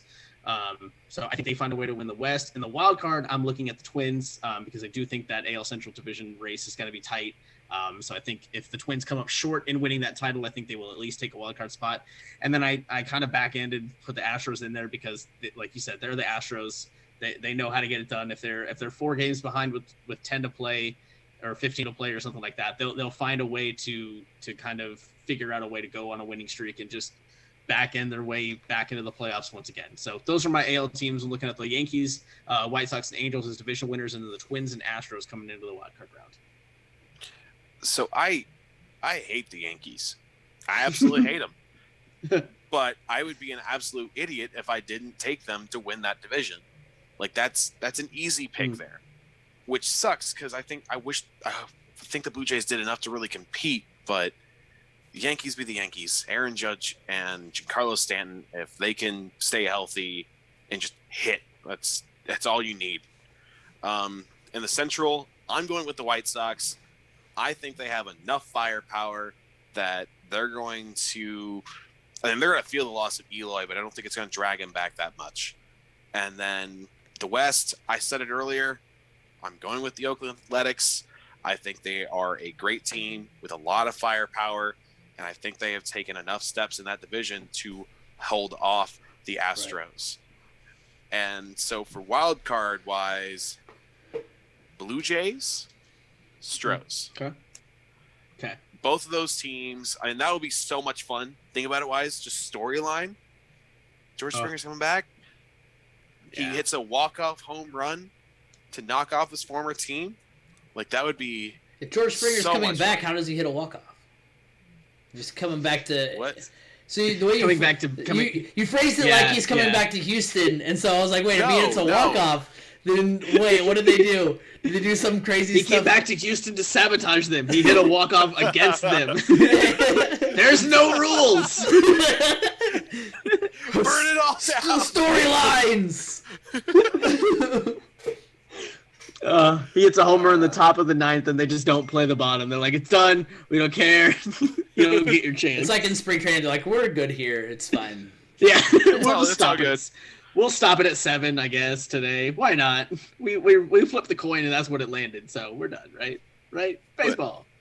Big thing is, do we know for sure if Verlander's going to come back at all? He's not coming back this season. He's not coming back at all? Yeah, from what I've seen, he's not coming back, yeah.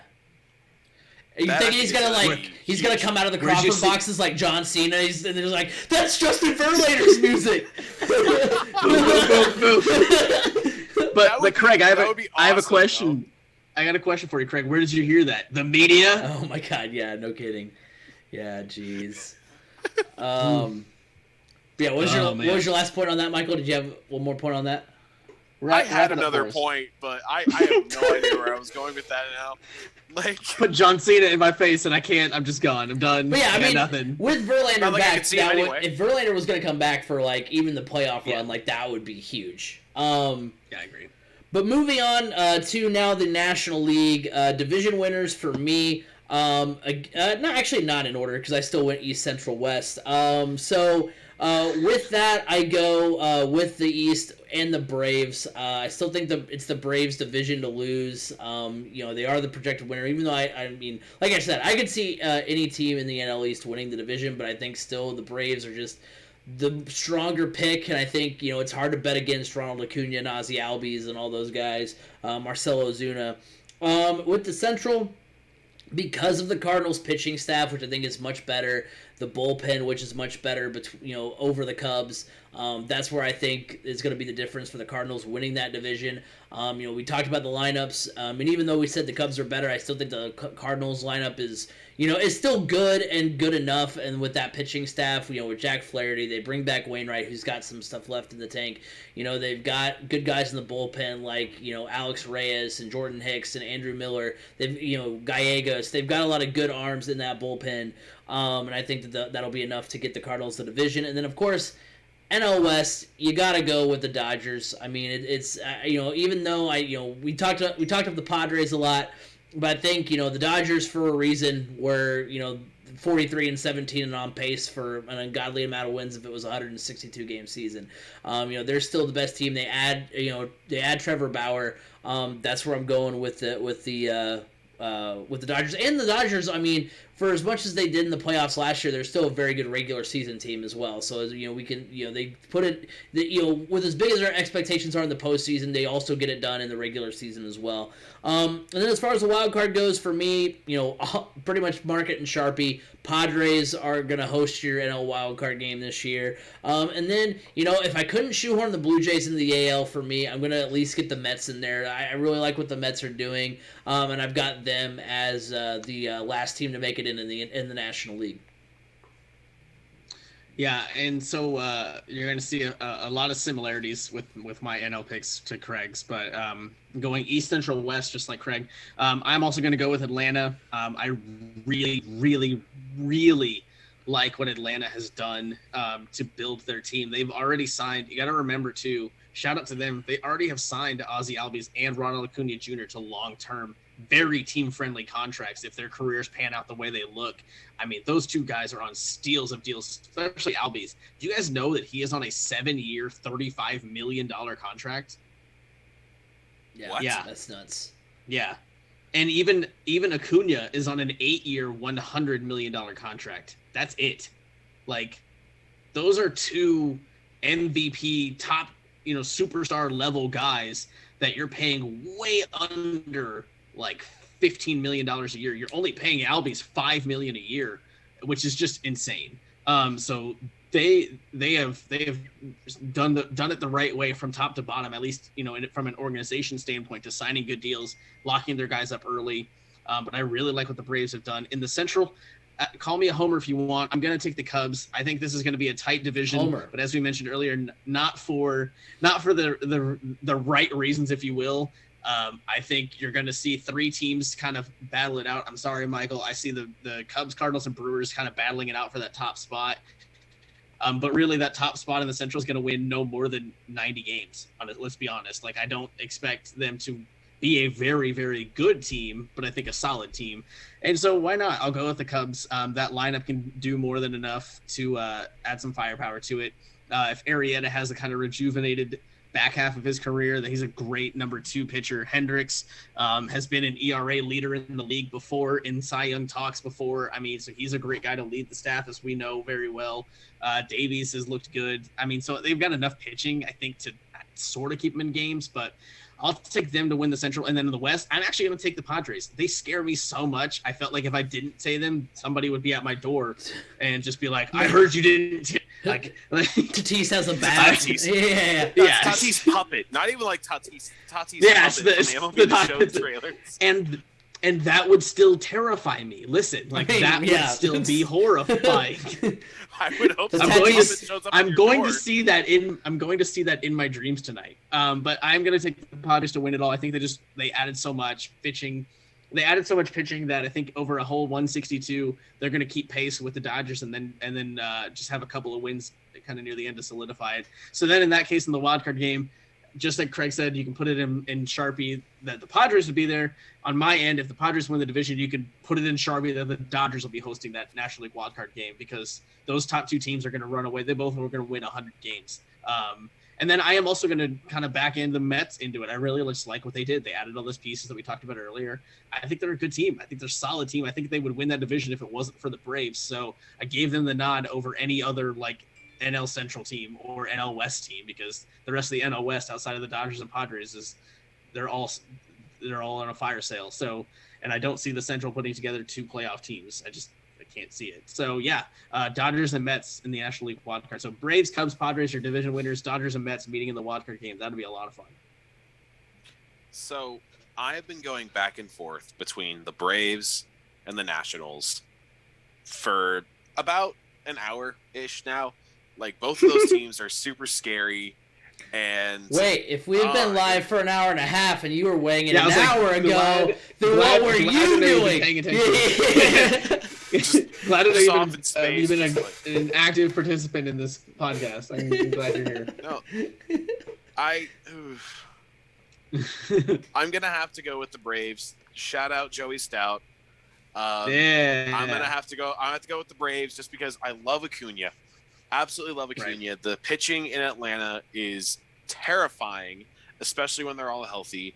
And then there's just so many pieces on the team, like Freddie Freeman, Travis d'Arnaud, Ozzie Albies. Like, there's so many wonderful players on that team that if they could stay healthy and they can get rolling early, they're going to be a hard team to stop. I think the Nationals are going to come close, but I'll save that for later. Central. Do I even need to say it out loud? Oh my God! The Pirates are going to. No. Imagine if they do. That would be hilarious. Hey, I don't even know if I could be mad at that. Its to be life honest, threatened all the time, but I will eat this Pacers jersey if. I definitely thought you were like pulling out like a Colin Moran Pirates jersey right now. I was like, what? Why do you have that? He's prepared. Yeah. He is prepared for any outcome. He is the true Fairweather fan. Any outcome, he's got it. As Pat McAfee once said, I do not know what the Pirates are doing. They are the worst franchise in all of baseball, if not all in sports. So I'm going with the Reds. Obviously, I think if Sonny Gray can come back healthy and dealing, as well as that bullpen in Cincinnati is not spoken about, but it is scary. When you talk about Amir Garrett, who has struck out every single batter he has faced in spring training, not a single one has gotten a walk or a hit. He has struck out. What? Yeah, was it 1? Was it 0? 6.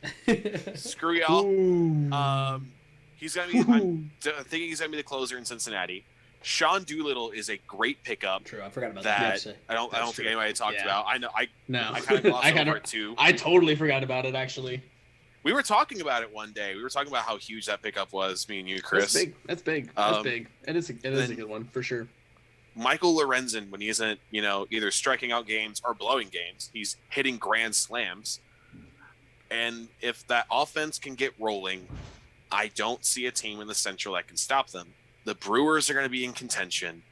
The Cardinals, if everything can get rolling like they want it to, and Jordan Hicks cannot have 33 pitch at-bats continuously, that team's also going to be scary. But I don't know if it's the homer in me or not, but I have to go with Cincinnati on this one. And then in the West, it is. Indeed, it was the homer that caused him to pick Cincinnati.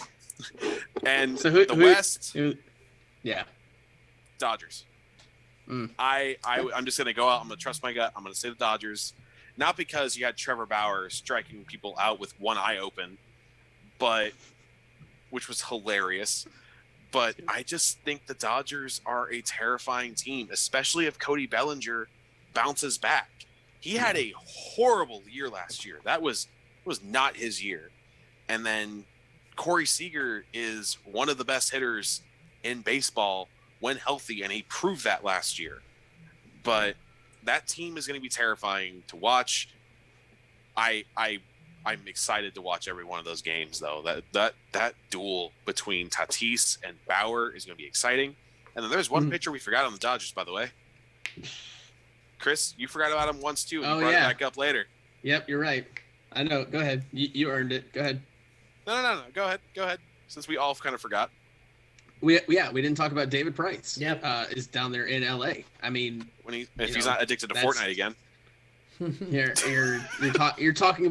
You're talking about adding to a World Series winning roster a Cy Young, contender and a World Series champion. So who sat out last year? A Cy Young winner and Trevor Bauer. I mean, it's and the Mickey Mouse Cy Young winner. It's so good. It's gonna be the best running joke ever. You've got it. It's just a Mickey Mouse one, but you got it. It's not zero. All right. But what's your wild card look like? Padres, obviously. They're going to be in it. And then, yeah, I hate this for an hour. Are you ready? Oh no, shut up. Mets. I was gonna go with the Phillies, and I'm gonna backpedal now. I'm gonna say the Mets, just because that team is built to make a wild card run. I don't know if they'll go deep, but they are built to make a wild card run this year.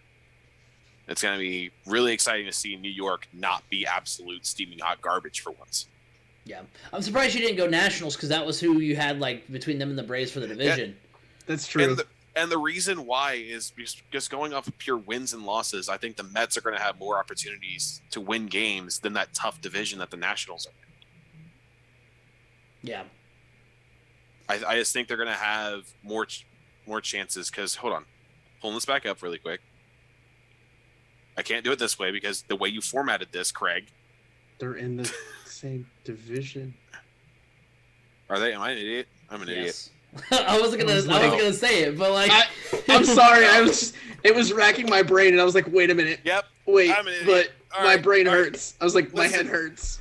Listen. It's fine. It's fine. You still gave an answer. Okay. So you got Padres and Mets.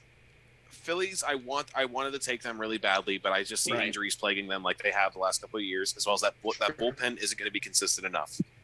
The Marlins are the Marlins. They're going to shock us, but because there is an expanded playoff spot, I don't see them taking it. And then it really just comes down to the Mets and the Nationals. And right now, I like the Mets more than the Nationals, as long as both teams stay healthy. That's the big thing for the Mets is they don't have a lot of depth outside of those main guys they brought in. Right. Otherwise, it'll be the same old Mets. Whereas the Nationals have a ton of depth. So just a matter of which team can stay the healthiest is the guy who's going to take that spot. For sure. Okay. All right, so now we're going to go ahead and go to the playoffs. Again, we'll go American League and the National League. So first for me, and then we'll we'll go the entire playoffs and give our World Series champion at the end. Okay. So the way I've got the American League shaking out, first the wild card game. I've got the Astros over the White Sox. It's going to be a fun game. You're going to see whoever has it, TBS or Fox, you're going to see replays of the 2005 World Series because that's the last time these two teams played in the postseason. You're going to see so many highlights of that. It's going to be in Houston where the White Sox clinched that World Series. But again, I can't see the Astros not winning a playoff series because they're so battle-tested because, what they did last year where they just, they turned it on the playoffs and knew what to do. So I've got the Astros winning the wild card game there. In the division series, the Astros get a chance to then play the Yankees. Talk about a revenge series there because, of course, the last time these two teams, played a high-stakes game like this, it was Altuve walking it off before the whole, scandal kind of happened with the Astros. I think the Yankees, as much as I kind of want to pick an upset pick and have the Astros make it to another ALCS, they've been there pretty much every year, it feels like. I just think this is the year the Yankees break through. I like the Yankees roster a lot more than I like the Astros, so I think the Yankees are going to get the win there. And then you've got the Twins versus the A's. I went back and forth on this because as much as I think the Twins will at least win a playoff game, I know that kind of sounds like a dig and sounds like a meme, but I mean, they haven't won a playoff game, in 18 tries. I think they will get, make it a tough series. It's going to go 5.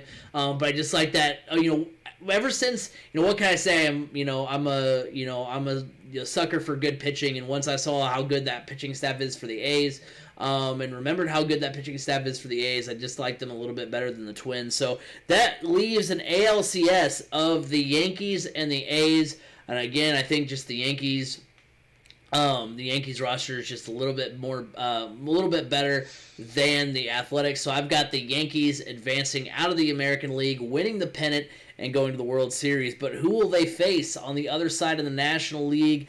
I've got the Padres over the Mets. The Padres are going to host the wild card game. They're going to win that game and earn themselves a trip to LA to face the Dodgers in the division series. And I've got the Padres beating the Dodgers. I think it's going to be, because for one, remember, we have not had a repeat champion since 2000. As far as like back to back, we've had teams win twice in that span, but not back to back. And so that's been kind of the craziest thing. So for one, I think this is the best, the only opportunity the Dodgers will have to potentially lose. So I think that's where the Padres can get a leg up. And remember, these were two teams that faced off in the playoffs last year. And again, the big discrepancy was the pitching, which the Padres addressed. So I'm going with the Padres over the Dodgers. Then you got the Cardinals and the Braves. In the NLDS as well. And the crazy thing about the St. Louis Cardinals is you want to pick them to lose if they've won like 100 games, 95 games. If they're the best team in the National League, they're probably not going to make it. It's when they're an 85-win, scrappy, underdog team is when they come to shine. And that's what's going to happen here. They're going to beat the Braves just like they did in 2019. They're going to beat the Braves and make it on to the NLCS. They're going to face the Padres. It's going to be a rematch of last year's wild card series matchup, Padres against the Cardinals. And I've ultimately got the Padres winning the National League and moving on to face the Yankees. It'll be a rematch of what I think the 1998 World Series. I mean, that doesn't really matter because none of the players are still there, but it's still kind of a cool thing. And so I think between the Padres and the Yankees, last year, we did a MLB playoff preview show, and I bailed on my pick of the Dodgers and the Yankees to pick the upstart Padres and the Twins as far as being in the World Series. I picked the Padres to win it all.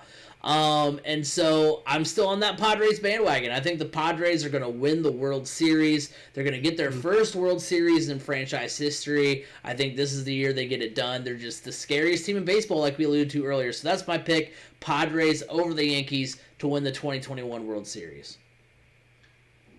So jumping in, if we're looking at the National League, man, I'm not going to lie. I think the National League is going to be so much more fun to watch as a league than the AL. I think you just have so many great teams, not even just good and above good teams.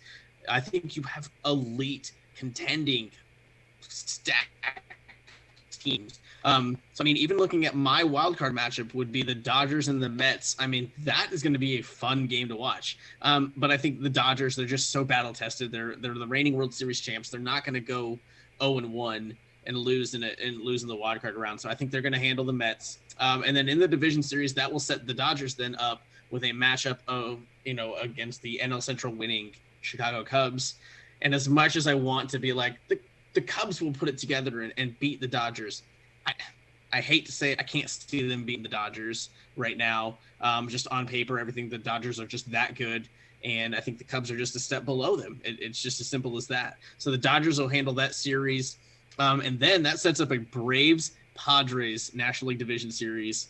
And you know what? As terrified as I am of the Padres, I'm going to take the Braves here. in that division series over the Padres. I'm gonna take the Braves. I love what they were last year. Like I said, they had a 3-1 lead in the NLCS over the eventual World Series champion Dodgers. That is sitting in their mouths. That's going to be sitting on their minds for 162 games until the playoffs ramp up, and then it's going to be at the forefront of their minds once again. They're not going to let that go, and they are laser focused on this year, on this run.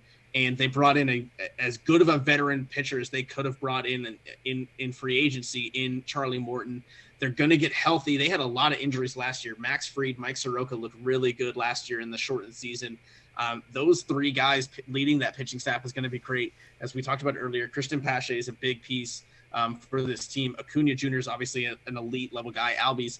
I think this Braves team rather is that good. And I think in a series, anything can happen in baseball. The best team doesn't always win. Hell, the best team usually doesn't win in baseball. So I think the Braves will take the Padres in the division series. That sets up a fun championship series, a rematch of last year's series with the Braves and the Dodgers. This time, the Braves get it done again, having that 3-1 lead kind of sitting in their mind.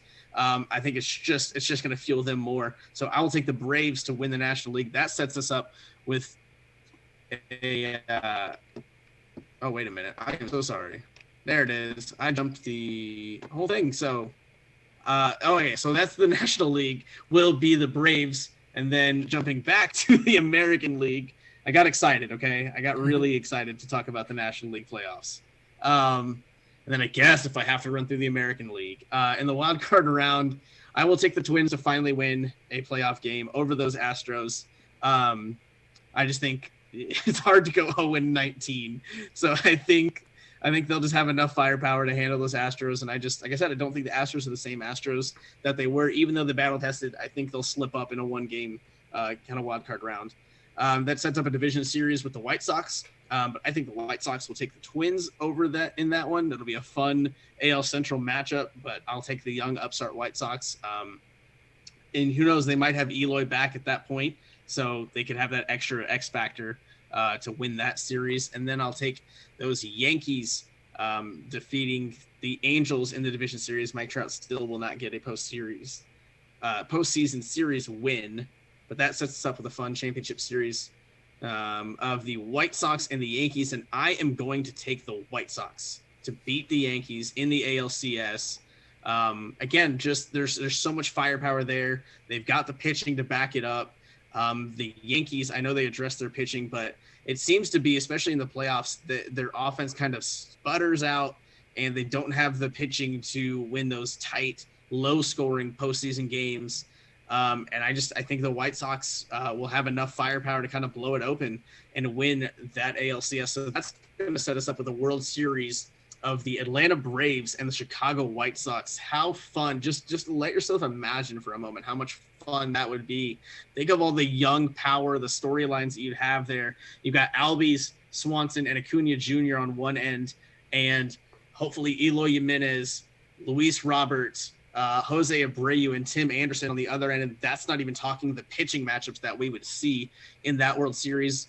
But I am going to take the National League in this one. I'm going to take the Braves winning it all over the White Sox. So congratulations. Your projected 2021 World Series for me is those Atlanta Braves. And it's going to be a hell of a series if it comes down to it like that. So how much did Joey pay you to take the Braves all the way? Enough. We'll just say it was enough. Pets PS5. Now, shout out. Yeah, Joey will be happy to hopefully he watches this at some point. He'll be happy to hear that one. So, yep, that'll be good. Hope you're doing well, Joey. We know he'll probably watch it if you tell him we brought him up multiple times. Oh, he'll time, so yeah. I'll let him know. So, the worst part about going last and not having my picks written down is I'm trying to remember my picks now. But so I had the Stros and the Blue Jays. Are you asking me or telling? No, I'm telling. Thanks. Okay. So I have the Stros losing to Toronto because I just think the deficiencies in pitching, especially like with no JV, I don't think Zach Greinke's that scary. So at least not anymore. He was. I don't think he is anymore. Sure. So I will take Nate Pearson, Bo Bichette, and those Toronto Blue Jays over the Stros, which I believe would set up, Yankees, Blue Jays? Yeah. Well, I mean, as long as you have them as your 1 seed. Oh, I'm going to take the Yankees as the 1 seed. Yeah, okay. So There you go. Toronto gets a playoff win, and then they get swept by the Yankees because it's the stinking Yankees, man. And it'll be a tough series. They're going to be like a couple run games, but I just can't see it. I'm sorry. I wish I could. I hate the Yankees. Shout out Sam. He knows how much I hate the Yankees, but God, I just can't stand them. Which would then set up White Sox and Athletics, and White Sox. I'm gonna go White Sox in that series, just purely because, especially if the rest of the team can stay healthy, and if Eloy comes back for the postseason run, that's gonna be 2016-esque, unfortunately, for the city of Chicago all over again. And Eloy is going to help propel that team to a ALCS against the Yankees and the White Sox. White Sox. That's where I'm not going to pick the Yankees. I'm going White Sox just because I think that team as a whole, and especially with Garrett Cole, seems to crumble under pressure. We saw that during the last time he was in the World, it was in the World Series. I don't know if that was just more or less, though, the Astros refusing to play him when they definitely needed to. But I just don't see the Yankees winning it all. That's where the AL is going to be the most fun, is because really, because in the NL, you don't. I mean, yeah, Chris picked a team other than the Padres or Braves, or the Padres or Dodgers, but the American League, the Yankees don't have as strong of a stranglehold on the AL as those teams in the West do in the NL. So I wouldn't be surprised to see the White Sox beat the Yankees in the ALCS if that were to happen. Yeah. So I mean, that's gonna be entertaining to watch. I love playoff baseball. I pray for it not to get here as long as possible, just because I want to enjoy a nice long baseball season again. But playoff baseball, that's going to be a lot of fun, especially if that series does happen. Because if Tony La Russa just lets the White Sox be the White Sox, that's going to be exciting against the clean cut. Also, Corey Kluber without a beard is weird. We're not going to talk about that though. That is weird. So switching divisions now, or you know what I mean. So I had the Padres versus the Mets. Sorry, New York, you still suck. Padres are going to take that game easy. Trevor May is going to jump back on his Minecraft streams real early there, unfortunately. Which would then set up. So we're going off of 1 seed. I'm trying to structure this in my head because we did this in order, and I'm trying to set it up as who I think would be the 1 seed. Setting up Dodgers and Padres. Mm-hmm. Ooh. Yeah, it's tough. That is going to be so much fun to watch. A shame it'll only be a 5-game series if that's what were to happen. I know that. Yeah, that's what's really just hurts, because every game's going to be down to the wire. Every game's going to be electric. Dodgers in that one, and then setting up Reds and Reds and Braves. While I think the Reds will win a game this time, will they score maybe a run? 2? They have to score runs to win games. So I mean, at least score some runs this time around, please. They didn't get that last time. Yeah. God. Y'all just waste no time. Dude. I mean, they had what was that game one? 13 innings that they didn't score, and they had 9 runners in scoring position it was something stupid. I just remember walking around work, having that game on my phone. Sorry. And John had it on his iPad for me too. Just walking around angry. Every time that game would go on an ending where no one would score, I was just getting to the point where I just somebody do something. Please poke the bear with the stick. Come on, do stuff. So yeah, Braves will take that one. Shocker. The Reds aren't where they need to be. They win the division, but they're not where they need to be to actually win a series. Which would then set up Dodgers Braves all over again. And that's going to be a fun one for sure. And this time, I think the Braves do it. I hate saying that out loud because I love the way this Dodgers team is structured. But the Braves were this close. So I definitely see the Braves getting to the World Series against the White Sox, only to have Chicago celebrating in the streets as the White Sox win in 7. All right, so we got me with the Padres, Chris with the Braves, and then Michael with the White Sox. So those are our World Series predictions. So really quickly, we're rolling up on that 2-hour mark. So really quickly, let's go ahead and go through some other predictions here. Who we're going to have for Cy Young, MVP, and Rookie of the Year. Michael will give you some time to get that jotted down and researched. We'll go. I'll go completely through my Cy Young, MVP, and Rookie of the Year. Then you go, Chris, and then that gives Michael ample time to do at least something. So I'm joking. Okay. I'm joking. All Oh right. man. So Everyone I have to deal with it every week on my show, Craig. Yeah, I now I know. come on here. yeah. Your show. Our show. Whoa! Now we got some domestic stuff going on. Now I don't know. We'll see who. So We'll see is who this where gets we the announce invite. our boxing We'll see who match, gets. Chris? Yeah. We'll see who gets the invite to the Zoom call this week. Yeah. We'll Oh my see. gosh. I'm the one who makes that move. Not this week. So for Cy Young, I'm gonna go. See, I'm not gonna get super into the stats here with this because I think these are just two guys that it's surprising that they don't have one, and I think they're due. For me in the AL Cy Young's gonna go to Garrett Cole. He's had such great seasons over the years and still has not gotten one, so I think that he is due for one. And then on the Padres side, or on the NL side, I'm going to go with the Padres starter, Yu Darvish. I think he was in ample position. I don't think what he did with the Cubs last year was kind of like a one-off short season fluke, because that's kind of the weird thing about the 2020 season is I feel like the guys that did well, are getting the credit for it, but the guys that did bad are also not getting credit for doing bad. So everybody did well in 2020, so it's just kind of hard to go off of that shortened season. But I think Yu Darvish, it's not a fluke because we saw him kind of get that step back in 2019 as well. So I think he's going to put up a Cy Young season because I think Chris, you and I were talking about it one time playing MLB The Show. Like we're surprised that Darvish doesn't have one, didn't get one in Texas at least. Yep. So that's my pick. Garrett Cole for the AL. NL is Yu Darvish. For MVP NL, I think it's going to be Mookie Betts. I honestly almost didn't pick him because I thought he won it last year because I forgot who won it last year. I forgot it was Freddie Freeman. Mookie Betts is going to, standout player. He's going to have an amazing year. If he did win, he'd be the first since Frank Robinson to win MVP in both leagues, which will be really cool.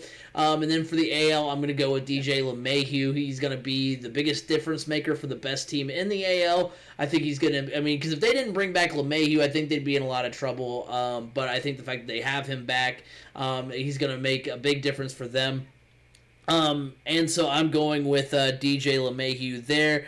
And then for Rookie of the Year, I'm going to jump on the Randy Arozarena train. He's did such a great job in the playoffs, and the Rays, I think, are still going to be a good enough team to where he's still going to get solid numbers. He's still going to get, those good games in. So I think Randy Arozarena is going to be your AL MVP winner. And then for the National League, I think the Braves, if they're going to win the division, if they're going to go all the way to the World Series like you guys have them, I think they're going to need some starting pitching to step up, and that's going to be partially in the name of Ian Anderson.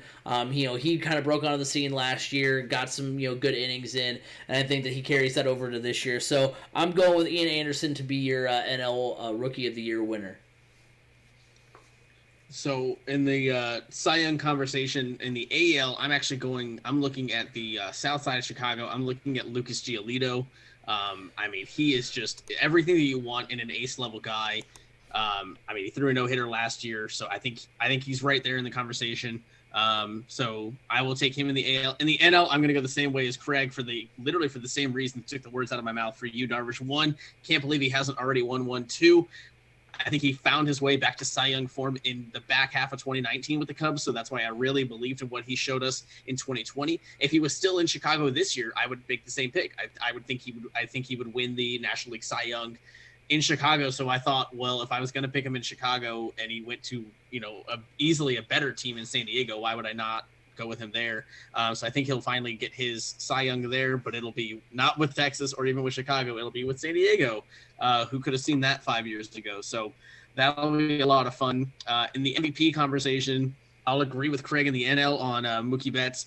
I mean, it's almost a no-brainer. I hope it's a tight race. I mean, you have guys like Freddie Freeman. If he puts up another big year, obviously he can go back-to-back. Juan Soto, I think, would be a sneaky good pick.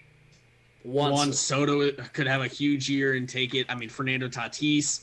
Even Manny Machado is a guy that can play at that level as well. There's a lot of guys in the NL individually that can go that far. But I think Mookie Betts, just the way he played last year, is just. I mean, if we didn't have Mike Trout in the game, there would be no debate on who the best player in baseball would be, and that would be Mookie Betts right now. So. I'll take him. And in the AL, that's who I'm going to take. I'm going to take Mike Trout. It's, again, just almost too easy to take that low-hanging fruit that is Mike Trout. He didn't win it last year, so I feel like the voters will be like, well, he didn't win it last year, so we might as well he gets it this year because, he'll just put up Mike Trout numbers once again. And I think 3 years. 3 years is the biggest gap between when he's won MVP. Like he won it in I think 2015. Yeah. Then he won it a couple years later. Then he won it again a couple more years later. He's just. I think this would be number 4 if he were to win it again. Yeah, I mean it's almost like the Peyton Manning and LeBron James effects when you're talking about MVP, where you're like, well, we just can't give it to him every year, even though he's the best. So since he didn't get it last year, we're allowed to give it to him this year.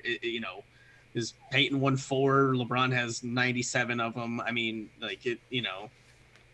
So I think it'll be Trout this year.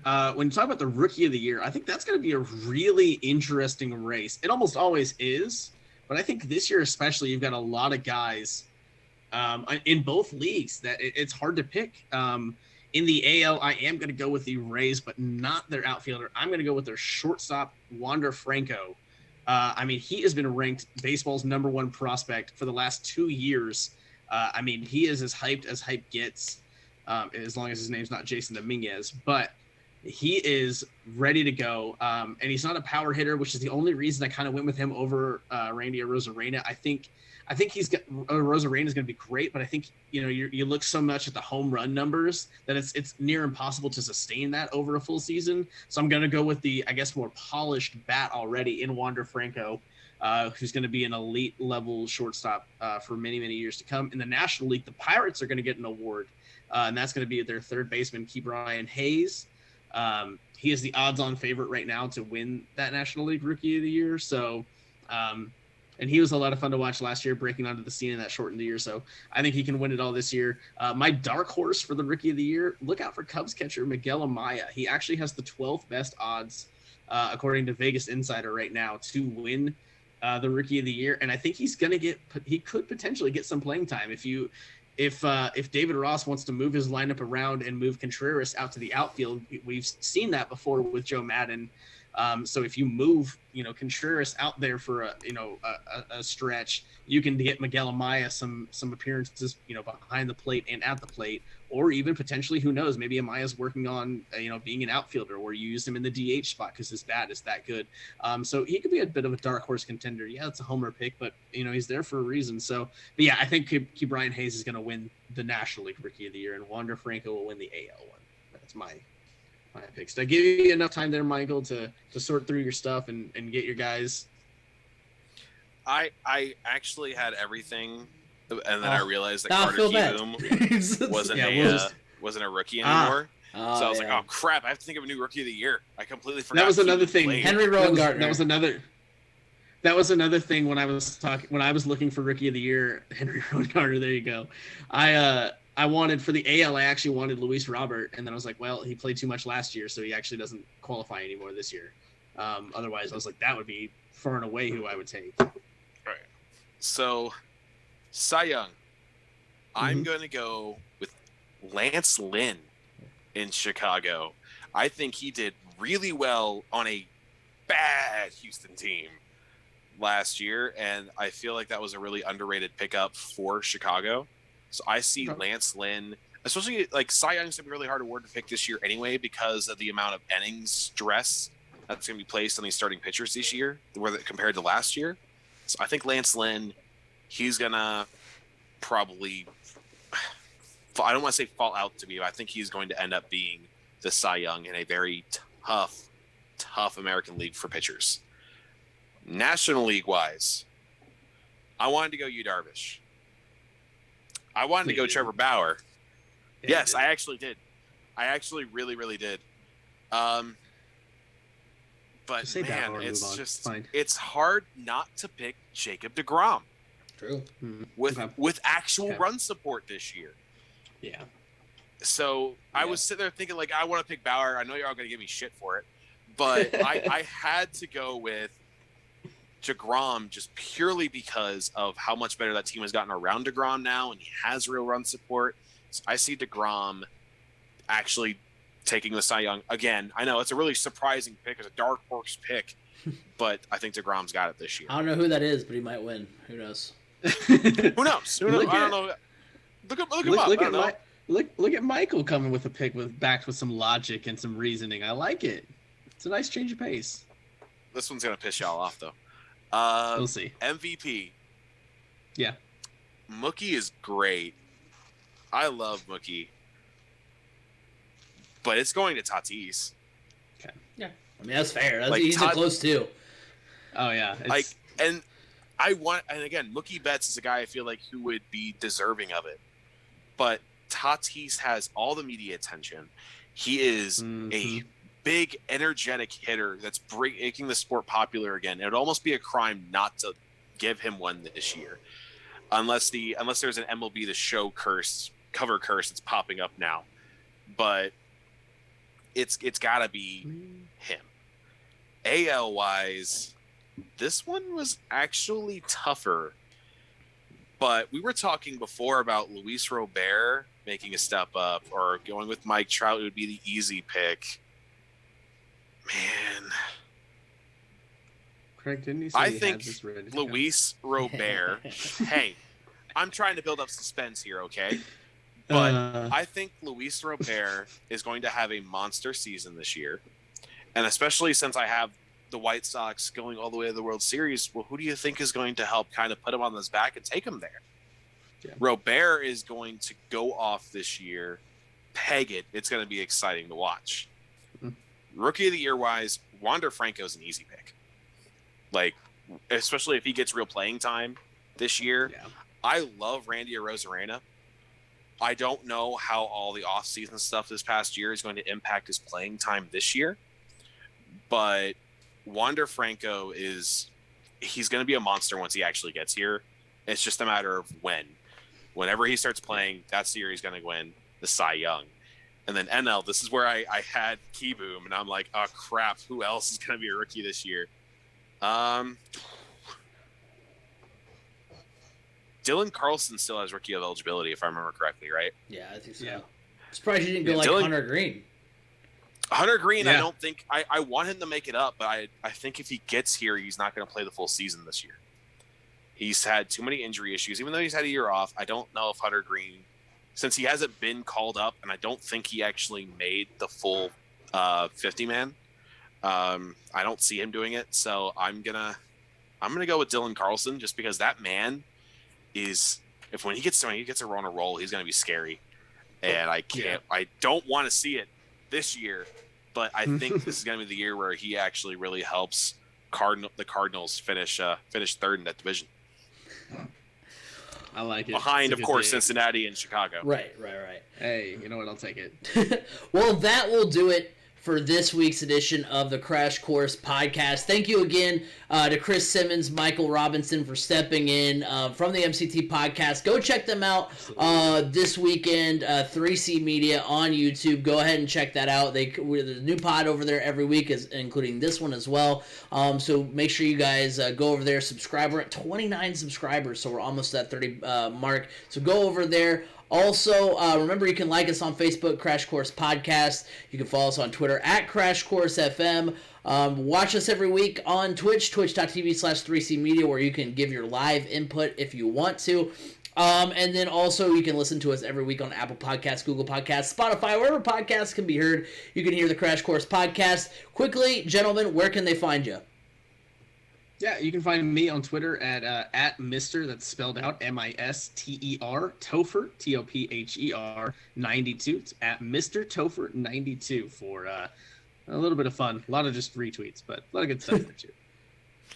And you can find me at DR1VETRU Drive True on Twitter for just memes and some spicy content, as well as just retweeting a lot of just kind of some hilarious stuff around sports.